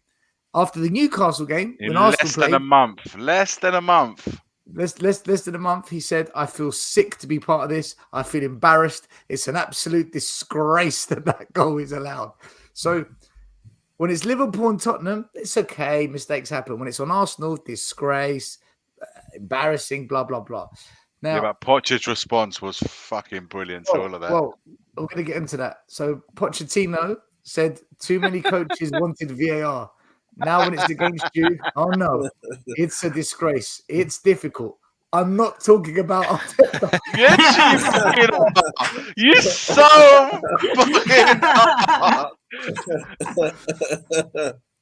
When I mean, he made me laugh the most. I'm not talking about Arteta. I'm not. You're so are. But he's hilarious. He's still got a bit of Spurs in his heart, you know that. Yeah, man. Of course he has. He's at Chelsea, but he knows. Well, that all said, Jamie Carragher came out with a very scathing article about VAR today, even on the Evening Standard. And how I want to ask you, Mari. I want to ask you about what Ange said though, right? I'll come to you first. Yeah. So Arteta's, it's not an issue when it's Liverpool. Throws all his toys out the pram. Poch just threw a grenade at him. But Ange came out and said, look, he's not been in favour of VAR from day one. He's never been someone that's wanted it. But get off the referee's back. It's here. Just let them do it. Whatever it is, blah, blah, blah. He doesn't like the way everyone's going after refs. So he played a different game with the media. And he took a different approach. And Neville shared that on his socials and said, class from Ange. What do you make of manager's behavior? Because one person said to me, what Ange has done is only going to make the problem worse because he's not prepared to fight it. And I replied to that person saying, or maybe the refs won't come after Ange because he's pissed them off. It can work both ways. How do you interpret all of this? The way managers are reacting? Because they've all got a different kind of approach to it at the moment. I'm not going to say a person can have an opinion about some things. The problem is more of the body language or the tone of voice. When Klopp and Arteta, right, we use those two, it's more of whining and crying rather than have a real educated response to say, we're not, because clearly they're unhappy, and you can't suppress that, right? You're unhappy about the choices, but there's a different way of going about, like the way Arteta did that. It's like, it's like a 6-year-old child, whining, and it was very unprofessional in a way. More as our coach, he says, yeah, I was originally not in favor for that, but you know what? They got a hard job. Even if he said, there were some things that they go for us, but we know it's a hard job that they have to do. It is. It really is. And so the way he said it was class, whereas Klopp, throwing his toys out the pram and whining, it's just, You wanted it's a just replay. one Did you hear replay. moaning And last so, night? all that moaning is all this whining is like, here's some cheese with your wine. Here it goes. And so I think there's a way of decorum that a coach should have. It's not saying that they can't be upset, but there's a way of going about it. For me, the guy can handle the media, man. He's not just demonstrated it once. He's been proved it all season in the way that he speaks. That's better. It publicly. He knows how to be. And also, he's probably looked at it as like everyone's piling it on the VAR. We do it. We all do it as fans. We're piling it on the VAR decision from the referees. More so the VAR than the referees itself. And he's probably looked at it as like, how the hell are these guys gonna improve the situation if everybody's throwing a shitstorm towards their way? They're not gonna improve that way. So he's probably gone about it in a different it's probably a little bit different. But to be honest with you, he's been consistent in that sense of not only about the VAR, just the way he speaks publicly in the media. I think he's been utter class the whole season through. Well, now we await to see the real charismatic. Postecoglou moving forward, how he is under pressure, because in the last 10 games he's had now everyone wants to now let's see what Postecoglou is all about now moving forward the next 3 or 4 games when the games are getting more heated and the players we have less players available. We'll see how that Yeah, this is where he earns his money, right? Yeah, but to be honest with you, the difference is though, JP, everyone's been waiting for this moment. Not only for the injuries, they're waiting Everyone for this else. moment of difficulty, and to see. Let's see if this guy holds his class even through the difficulties, not just when things going for him. But now we so they want his demise, and some I don't know why some of those fans are Spurs fans. Why they want it to it's all gonna go Pete Tong, it's all gonna go fuck, it's all gonna go wrong, it's all gonna go this, it's all gonna go that. Just think to yourself, you know what, man? For now, it's one game at a time. Think about Wolves tomorrow, and then we have a break to on to sort the ourselves next. out. Yeah, What's funny for me is that like Arsenal fans are so, I think, salty about the fact that their manager's a big baby crybaby. That they've been literally so. On Twitter, one guy replied to me with a video of Ange Postecoglou in a Celtic press conference, where he sits down at the press conference and he says, we've had a few calls go against us today, but we can't rely on that. We can't depend on that. We got to come out. We got to play our game. And he was saying, see, he's complaining, he's crying. It's like, no, he's not. He's just acknowledging. Totally He's acknowledging some calls went against him. Desperate. They're so desperate. Like, So seriously, stupid. it's like Arsenal, or the fact that he got a yellow card. How many yellow cards has Ateta gotten from the sideline, jumping around like a Will Arsenal Jack fans in have the been Box? waiting for nothing So more funny. to have Apparently that something to was- pounce on. The fact that cognitive dissonance. they've been celebrating Chelsea's victory since Monday. They've been waiting for the injury, not the injuries. They've been waiting for this difficult anything to latch onto, and now they're like they smell blood, and now they Iggy. just want to go for it. Iggy, that Hussam guy. 11 that games, a long time, Will, to wait. that- 11 games, a long time. That The Hussam moment- guy Months. has been waiting. months, waiting, man. Just Right? He's been waiting ever since the Liverpool game. His, chipping his away. beloved Liverpool got done over at Spurs. And he went on the football terrace as soon as he lost to Chelsea. And the Chelsea badge appeared right next to him. He did it on his stream. So he's got the Chelsea badge. He's like, yes, Chelsea, yes, Chelsea. And what I'm thinking is, you sorry ass fan. You are bigging up Chelsea. You've got a Chelsea badge on your screen.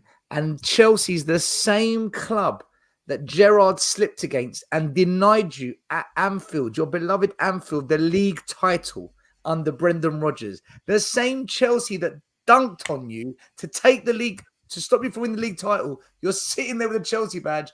Yes, Chelsea. Yes, Chelsea. Just I'm thinking, because they beat Tottenham. how deep is your hate for Spurs? Like, it's unreal. Oh yeah. And then he goes, No, because they know. Chelsea, Look, free. Spurs, you see Spurs, this? you live rent free in my head. You live not even in my head. rent-free. And he's got the It's Chelsea badge. Rent free. That's Mara. He's a counselor, right? So it's a psychological trope, right? So when you see something that actually scares and concerns you, you do whatever you can to put it down to build yourselves up, right? When you're insecure in your own position or standing, you put other people down to build yourself up, right? And that's what they're doing. Yep. They're insecure. They see it, right? And by the way, the only other person to win the Manager of the Month 3 months in a row was Jurgen Klopp in the year that they won the title. Just putting it out there. Just putting it out there. I mean, I looked at- No, look don't at do Eagles. that. This is a For fact. fuck's sake, I looked Will. at the- Oh my god. I looked at Igal's face on the terrace when Will was talking, and his face was like a smirk, like I almost wanted to say, celebrate that Madison's injured. Celebrate. It makes you feel better that we have injuries. Because I was looking at his face, I could read body language, and he wanted to smile.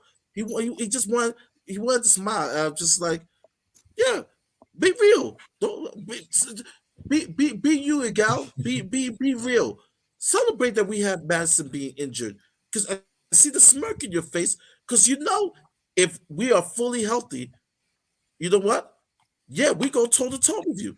We go toe to toe with you. So I looked at his face, I looked at his body language. But even as he- toe to toe wouldn't garner this response. It's the fact that we've been better and significantly better, Yeah. fully fit, has been. that causes this reaction from these fans.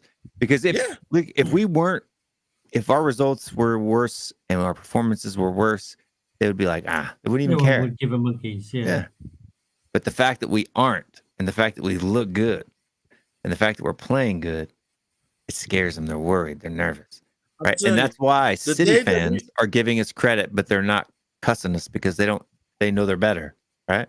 When have you seen a City fan shit on Tottenham this season? In fact, I've seen the opposite. No. I've seen them compliment them. You know what? They look good. They may challenge us. Yeah, you're spot on. Insecurities. Spot on. Insecurities in the Arsenal and Liverpool fan base right now. Guys, we've got That's a why, lot of that's super why I chats. don't give a monkeys about them. Who Yeah. cares? Who cares what they think? There's a lot of super chats got to catch up on. Let me just quickly get them done. Otherwise, we're going to end up. Just so many here. Donna Cullen again. Mr. Iggy, where will Milan go from here if Inter wins the league? Inter's looking like nailing it, and Juve is back. Iggy, do you want to answer that quickly? Vaffangulo.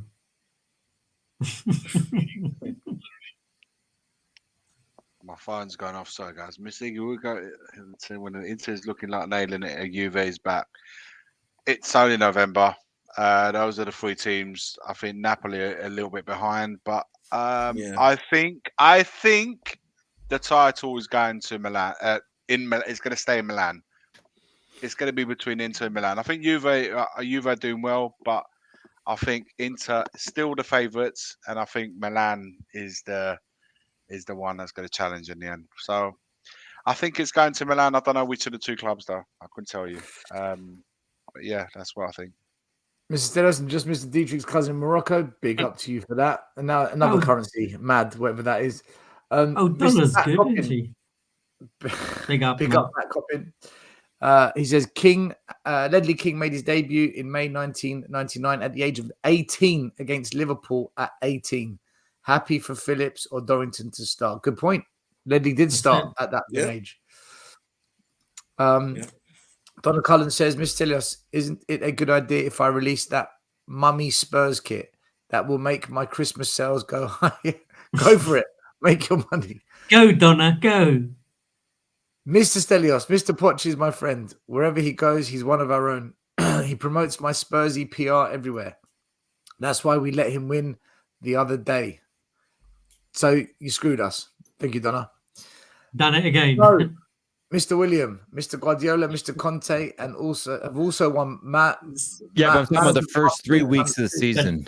But not in the first exactly. Yeah. And Klopp never did it in his first season in the Prem, but he did do it in the year that they won the league. He won Manager of the Month the first 3 months in a row.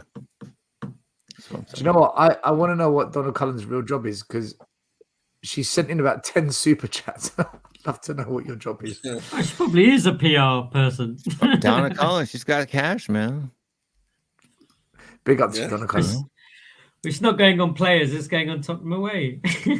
Yeah, she pumped in a good $46 right now. Last thing I wanted to ask you.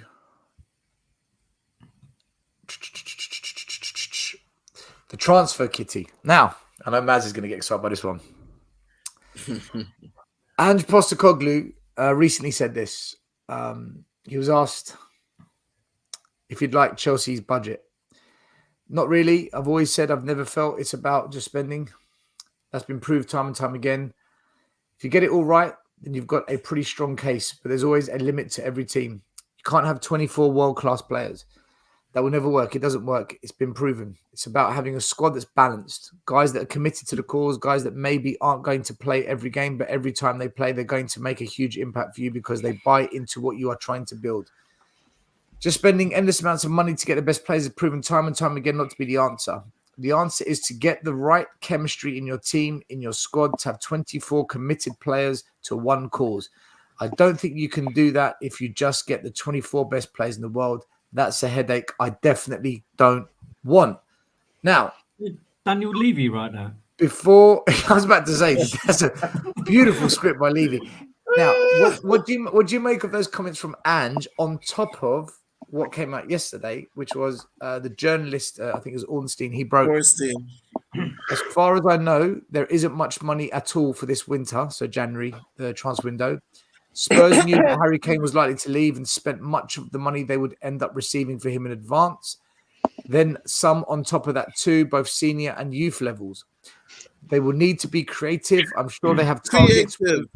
Whether they arrive in January, the summer, or at all, let's wait and see. There were players they wanted to shift in the summer to create space for new faces, only to see them stay at Spurs. Finally, I think they may have wanted another centre-back, so that's one to watch and could be even more pressing if Van de Ven's ruled out for a long period, which we know he is. 2 things on these comments. Number one, the Ange comments. Ange actually said it. The journalist comments, that's a journalist reporting. That can mean anything, right? So off you go. Have fun. I don't think you need to spend big money to get good players in. Big up to Kate because she came on the show and ripped into it. There's a lag. It smells like man smell. It smells like Scott Munn. It smells like it smells like Daniel Levy. Lloyd Kelly on the way. That's all I gotta say. Creative. Back to you, gonna- Maz. I'm gonna start with the positive, and I'm gonna end with the negative. I think they've proven from the last window under Ange that you can get incredibly good quality players for very little money. So Vicario and Van der Ven certainly come to mind on that. Van der Ven was 45 million, I think. No, No, less.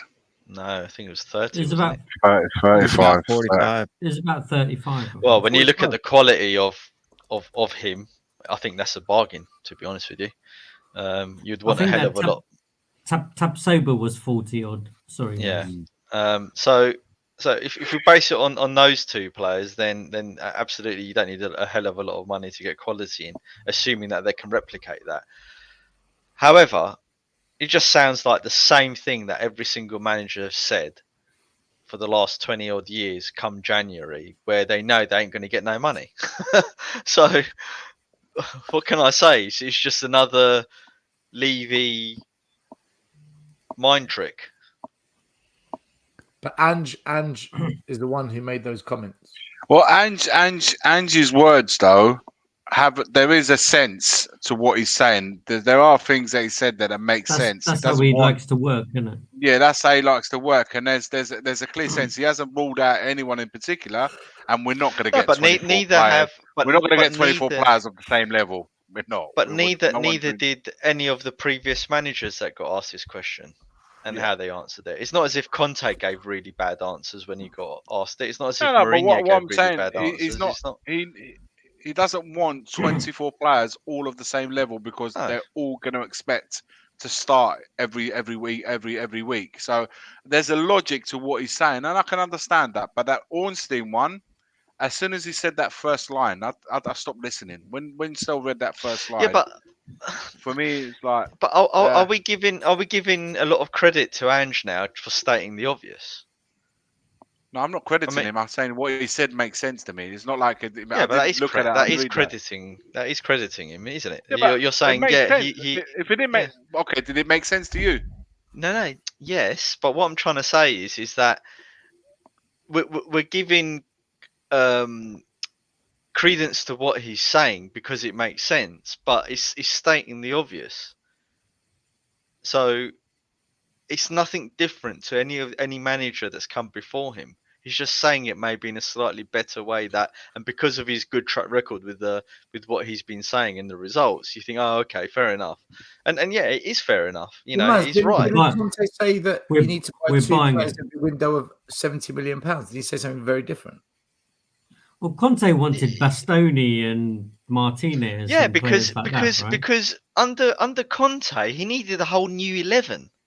Or Les Kane, he needed a whole new 10 players. No, but he said every window you should buy 2 or 3 players that are 60, 70 million at top Yeah. players, and you keep doing that every window. And you're saying it's not about buying the best players; it's about chemistry, Right, and but balance, not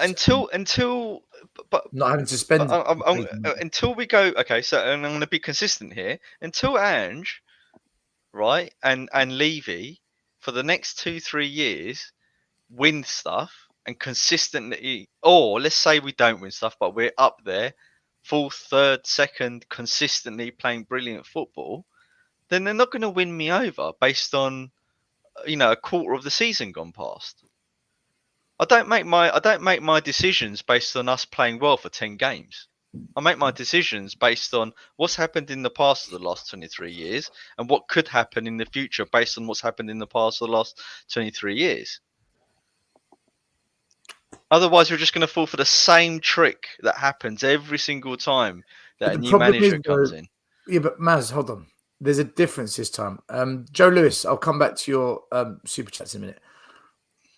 Ange is saying this. It's Ange. Ange is coming out and forcing this, not the board, not the owner. It's the manager. Poch never came out and said that. Mourinho and Conte never said anything like that. Never Redknapp said what? never said anything like that. Never said what? The comments about you don't need to spend the big money. Poch did say that. What did Poch say? Poch said that it's about being smart in the transfer window, and it's about playing a different game to what the other clubs that can spend millions of pounds do to You're be right. smart. He did. Yeah, I remember. You're right. He said He that did. many times, Yeah, right? yeah. And in fact, I think Redknapp said that a few times. But can I say something? 'Cause that seems a little bit different to me this time. You know, when Ange speaks about transfers, he's a little bit more open. He's a bit more giving with information. Like he said, Yeah. look, we've got Ange in now, so he can start building his team and getting things in place and work on the data. Try and get those signings in early in January. So it does feel there's a bit more of a plan, or they're just talking a bit more to us. I don't know, but I But do you kind not of feel that? and said, I can't remember which interview it was. It might have been a month ago. He said, I'm in charge. I have the final say on the transfers. It's on me once they're through the door. Nobody else. It's my responsibility. And he said that if he never had that in place, he wouldn't have taken the job. But do you not feel that I think that Postecoglou? struck. Do you not feel that Postecoglou is happy to work with the drip feed budget that Daniel Levy gives to the manager, Sade and Conte, who wanted millions and millions, and perhaps even Mourinho? He's quite happy with the transfer budget or he's happy to work with the transfer budget that Daniel Levy essentially has. But Because Conte said that. But even when he Conte- came in, But but what I'm trying to say is both Mourinho and Conte all said they wanted to be part of the Tottenham project. It's a bit, they talked about the scale of the project, how it's different to the challenges they've had in the past, how Tottenham is a different club to the other teams above them in terms of the spending power. Maz, with Conte from the first day, I always said it. As soon as he would leave the building burning. Yeah, I always said that from the get-go. Maybe he got drip feed bullshit by Daniel Levy, and when it comes to fruition, where he weren't going to get what he and he wanted, left. he started dropping bombs left, right, and which is centre. great. So, but my point is that I don't see a difference to what Ange is saying. Maybe there's a bit more authenticity in Ange because he's much more of a guy you can relate to, and he's a likable guy, good communicator. But if you just distill it down to what they're actually saying, is actually not dissimilar to any other manager. Yeah, I can understand. What they've said before. When you put it like that, I understand. Then, listen, time will be the best time will reveal all. Yeah, the only thing to that I would say, Maz, is that while he probably did say that, he then went out and kind of almost said, I want Bastoni. And it appeared that Bastoni was the only one that we wanted, right? Because as we didn't get Bastoni, we ended up with Longley on loan or stopgap or same thing happened with whatever Stell called him, right? Yeah. So, but it almost feels, and we know that those types of managers, like your Contes and they work with the big players, right? They almost go to a team, get big players, put them into that little jigsaw and go away and win stuff.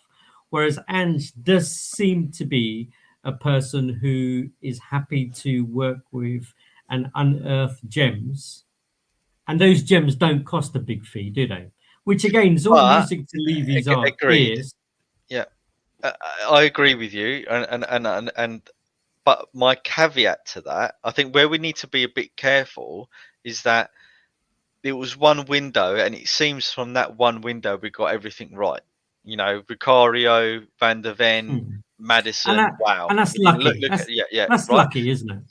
Yeah. Well, we don't know if it's luck, but let's say there's an element of planning and luck there.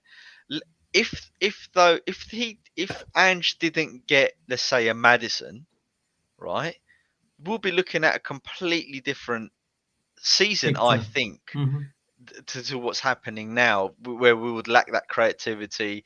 We don't know whether Lo Celso would have been fit. Maybe he would have got injured still, and then we would have been really lacking going forward, right? And or Vicario didn't turn out to be the way he has. Exactly. Any one of those three players, if they didn't turn out the way he wanted, or they got different players in, the whole season could have been completely different. It may have not have been, but we'll never know either way. So what I'm saying is, come this January, he can say all of these things, and it all sounds good and makes sense. But until we get those players in and we see the results, there's no difference to what happened with Jose and Conte. And kind of like proofs in the pudding, right? So we wait till January, and like we have to see exactly how much is invested and who and on who, right? Because that will tell. But it's not only this January; it's in the summer and the following January. And if we are going to have Ange with this project, then we need to stick with him, win, lose or draw, injuries, red cards, whatever it is, and his system, and be able to allow him to build that Yeah, precisely. dynasty, It's exactly what I'm saying, JP. if he we've wants. got to be patient and allow Ange to work the project, right? And then Levy has to meet his end of the bargain by getting the players that Ange wants in. But until we see that happening, I don't see anything that Ange is saying is anything different. There's change. Nothing's changed for me. Mm-hmm. I get the feeling that some of you guys don't agree with it. So I'm writing my receipt now. So at the end of the season, I've been putting all over social media for the past 2 weeks, and I'm getting nothing but hate and abuse. I've been putting this everywhere. Non-negotiable. Back Ange, January, or Levy out. I've been going all out across social media on it. I'm with you, Maz. I'm just. For me, my trust is against the board, and my trust in the board is about the same as Lo Celso. It's no different. I have to see. I know what Ange is coming to do. I see what he's brought. I see what he's offering us. He's been very clear, I think, with us, and he's backed it in his football. Now I've seen that part. I've seen the team, and I've seen how we're going to play moving forward. Now, in January, I'll wait to see what the board does. To see. Otherwise, I'm in line with you. I'm in line with you. It's all smoke and mirrors. Conte, though, right? It's exactly the same as Conte. He came in, got us from where we were, got us to top four, got us in the Champions League, and we all said, "All right, we've seen what he can do with those players. Can you imagine what he can do? We're in the Champions League next year. Can you imagine what he can do if he gets some of the players that he needs?"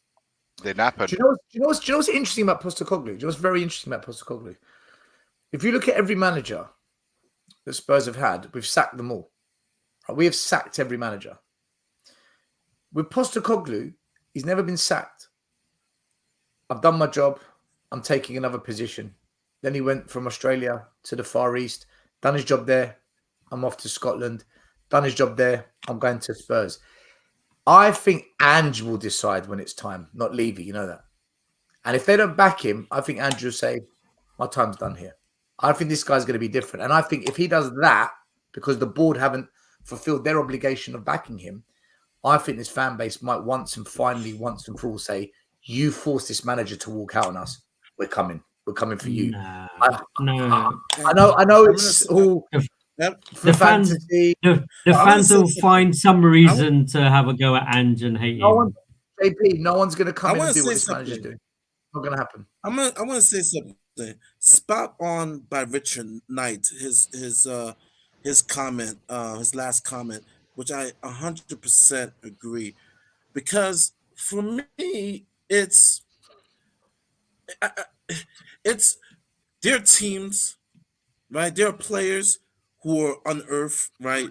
No one knew who they were, and they became stars, right? And that's good scouting, right? Rather than the board says, "Hey, Ange, unearth this talent. Here you go, unearth this talent." And yes, we may unearth that talent and you be good, and you might get another cut deal of a player who does real good. But the reason why I want to highlight Richard Knight's comment is that as you get these talents, the other teams are getting these talents that are 50 million, and not all of them are great, but the percentages are that usually those players are rated and they play really, really good. And so for me, it's just, the biggest thing for me as a Spurs fan, I've seen us go to Champions League plenty of times. I've seen us get to a final. I've seen us in a race, but we have never got a chance to finish that finish line, to cross that line, is because Take the we next step. didn't get that one. Yeah, take the next step to get at least that 150 million player that's like the final piece, right? I'm not saying the whole squad has to be 50 million players, not 50 mil. And 50 mil is just the number because Richard used that number. But I'm just like, one of these times it's like, man, we're so close, right? We've unearthed all these no names, right? Mickey Van der Vanderbilt. Let's get that 75 million, CDM to play right in front of him. Marquee, that marquee signing. Yeah, to really solidify and get us over the line, and I just feel that we're never going to do it. I'm more of I got to see it to believe it for that to ever happen. And I'm not talking about this season or next season. I'm talking about 2 years, 3 years later. I don't ever see us doing that. And maybe that Levy's sound, got burned negative. with those big money players, hasn't he? So he's going to be even more hesitant to do something like that. But I just want to say a point really that big money? But that's because right? Richie and Dembele, Lesotho. And Dembele, Lesotho Yeah, were pretty big. we did bad homework with. We did bad homework with These aren't all Tanguy. players the manager wanted, though. Did bad homework with fucking Richie. Sorry, my language. But Richie Conte as well. didn't want Richie. Conte didn't want Richie. Horrible homework with Richie. 60 mil for him. Conte didn't want him. It's I think Richie's worse than Ndombele. At least Ndombele, we got at least 6 months out of him. and some league goals. Yeah, but still, I don't agree with you. Where I think JP, you said the fans wouldn't turn on Ange if he left. No, the fans would. No, they turned on Poch. I mean, and there's every chance. No, I said they would. I said they might actually finally turn on Levy. Then I said actually no, they probably won't turn on Levy. Yeah, they'll just turn on the next I mean, Poch went to Chelsea, so it's not. They didn't leave. They didn't turn on Poch for leaving. That was years off. No, but yeah, but he said he would never go to Barcelona because of his time at what was it? No, Espanyol? I'm referring to when we went through that bad run, Bill. It was singing his name while Conte was there. Gotcha. We are the kings of foreplay. The kings of foreplay. Get everyone excited. Get everyone easily excited, and then we just leave them to finish themselves off. That's it. That's what we do. That's what we do. That's actually quite genius. Kings of foreplay.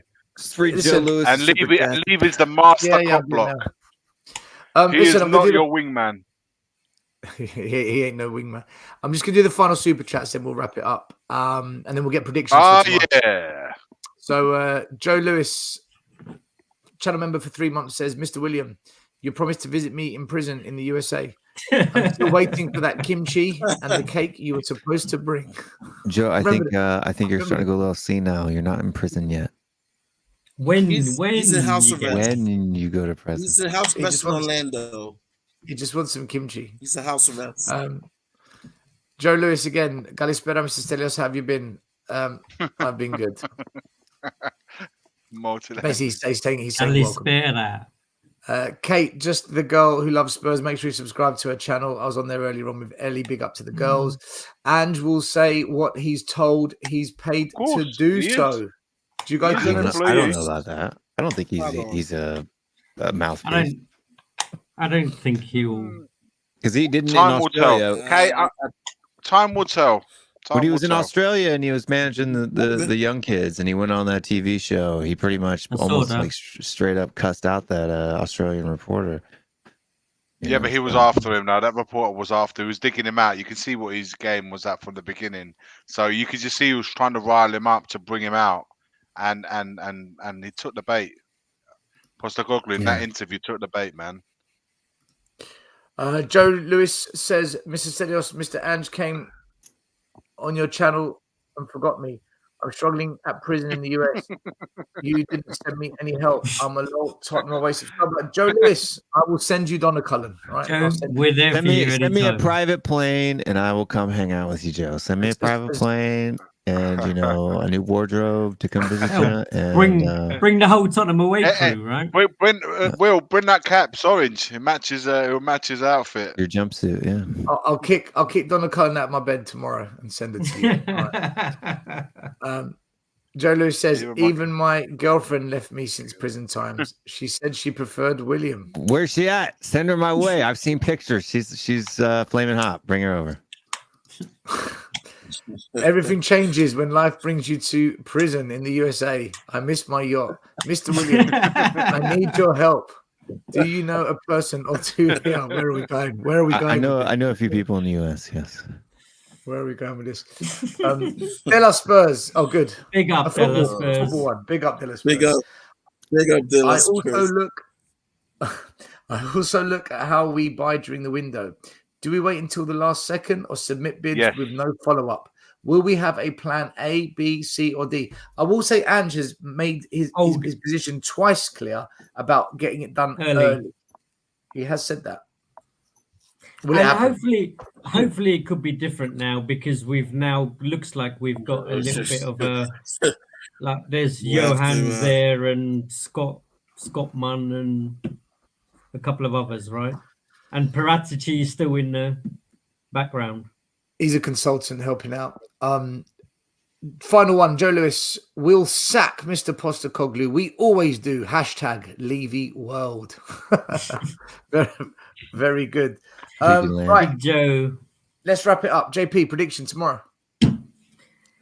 I think it'll be a tight game.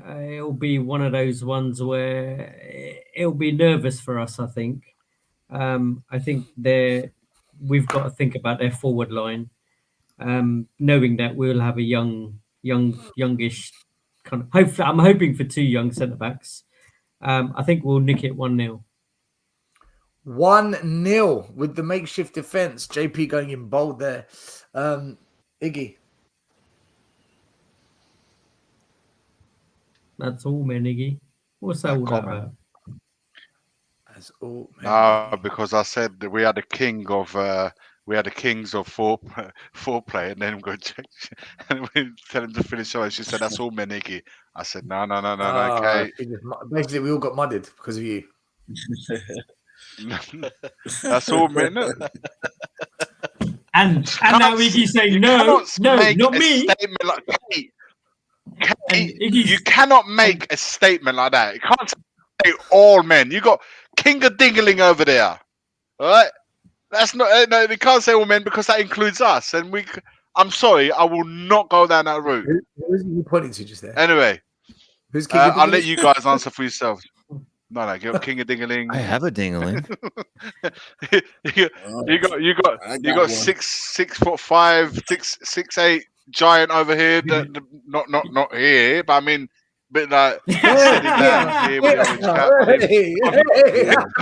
Got a 6 foot dingling right here. 6'5". I'm 6 foot down here. I mean, this guy is 6 foot 5. What are you hopping around not on a me. pogo stick all day? What the hell? You know what I'm saying? Imagine being I'm 6 foot 5 down here, and I'm thinking. No wonder you don't go to games. That's why they get that in the seats, right? I've got a 6'5" right there. That's why he can't. 6 foot 5 right here. I'm constantly got a bad back. Bad back.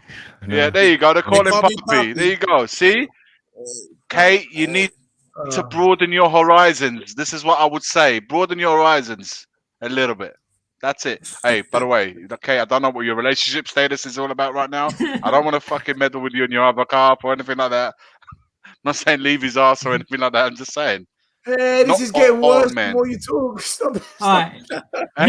Keep digging. Right. Wolves, Tottenham tomorrow. Tottenham will do it. 1-0. Same as 2 clean sheets with Dyer and Phillips at the back. This is crazy. This is where you guys have got it wrong. I think it's going to be. I think we're still going to win, and it's going to be 2-1. 2-1. And it's going to be like nail biting, holding on to the win. 3. I will be that. think you tried. It will be that. You try that. I've been saying As all you week. try that little bit harder. When you know that you're in an area you're a little bit weak, and you try a little bit more Try harder. really hard, and then you look over your shoulder, and then you see Eric Dyer. That's what happens. That's why to you everyone. try even more harder. That's why Dorrington and Phillips are going to be there. That's right. I got 3-1. That's what Romero thought. And then he just like lost his head and kept fouling everyone and getting sent off. And Mari, what's your prediction? Like I said, Wednesday and Thursday, 3-1. I think we bounce back. And it's comfortable. 3-1. 3-1. 3-1. Yep. Will Stewart. I don't know. I've been on so many shows last couple of weeks that I just don't even remember what I said. If I said a prediction earlier, some troll will go clip me and say, "Oh, you said you changed your prediction." I don't care. Right now, I'm gonna say 3-2. Kate's backtracking. I'm gonna go with 3-2 because I think that Postecoglou's going to focus on the attack more now, right? Since the defense is weak, he's got to make up for an attack. So he's going to be focused on that. So we're going to score more goals. We don't have to worry about Richarlison missing big chances. So I think that's where we're gonna get him. So 3-2 for me. So I'm doing a watch along with Simon tomorrow, and we are Tottenham TV. And the last 2 times we've been in the studio, it's been 3-2 In middle, isn't it? against Leicester, against Man City, and there's always chaos at the end, drama. So I'm telling you now, I'm going 3-2. I don't know who's going to win, but there's going to be carnage at the end. Tottenham away. Wrong one. Ajax all over again. From Amsterdam to the King Power. We've done it again. That's not good. Come on. Let's have that again. 2 quick super chats right at the end of the show. Let's quickly get them in before we wrap it up. Donna Collins says, Mr. Stelios, how dare you say you will kick me? Oh my God. I'm always nice to you. I'm trying Kick you to out of bed, excite he you said. in life, and you treat me such. I'm sad. Okay, I apologize. I didn't mean to say I'll kick you. Mr. Iggy, you are exciting me with that 6-foot thing, but you're missing. Oh, this is weird. But your missus was my classmate, so I'm careful. Don't tell my classmate Sophie. Well, you can tell Donna Cullen's not really a girl because any girl with half a brain would run from a 6-foot thing. I mean, that would not be a fun time. That's it. 6-foot thing I was referring to has an orange hat, but hey, still with the splinters. Okay, now it's just getting really weird. Big up to everyone on the show that gave us super You buy chat. orange All condoms, Angels, Sammy, Anthony, Donna Cullen. I can't go through all your super chats. You've put in loads. Big up to Donna Cullen. Big up to Donna Cullen and Joe. Thank you. Donna Cullen and Joe Lewis keeping us in business. Definitely a time channel. To Matt Coppin as well. Joe Lewis, big up to you for all your super chats. Kate, thank you for your super chats as well. Della Spurs, big up to you. Donna Cullen, and I think Anthony Lafleur did one. There he is, yeah. And Wolves F1. Guys, thank you for your super chats. God bless you. We will be back tomorrow, 12 lunchtime for the pre-match warm-up, the live watch-along, and then half an hour after the game, we will be going live with the post-match analysis show. Check it out. If Will Stewart can be bothered, he might do a late show, but when he does the stream, he's already done 5 hours, so it's quite a long day. Otherwise, we're back on Monday for the podcast. All right, people, you can all say goodbye now. We're done. Ciao. Come on, you Spurs tomorrow. Have faith, guys. Come on, you Spurs. It's there. Come on. The first game we look for, Robbie. Tottenham away.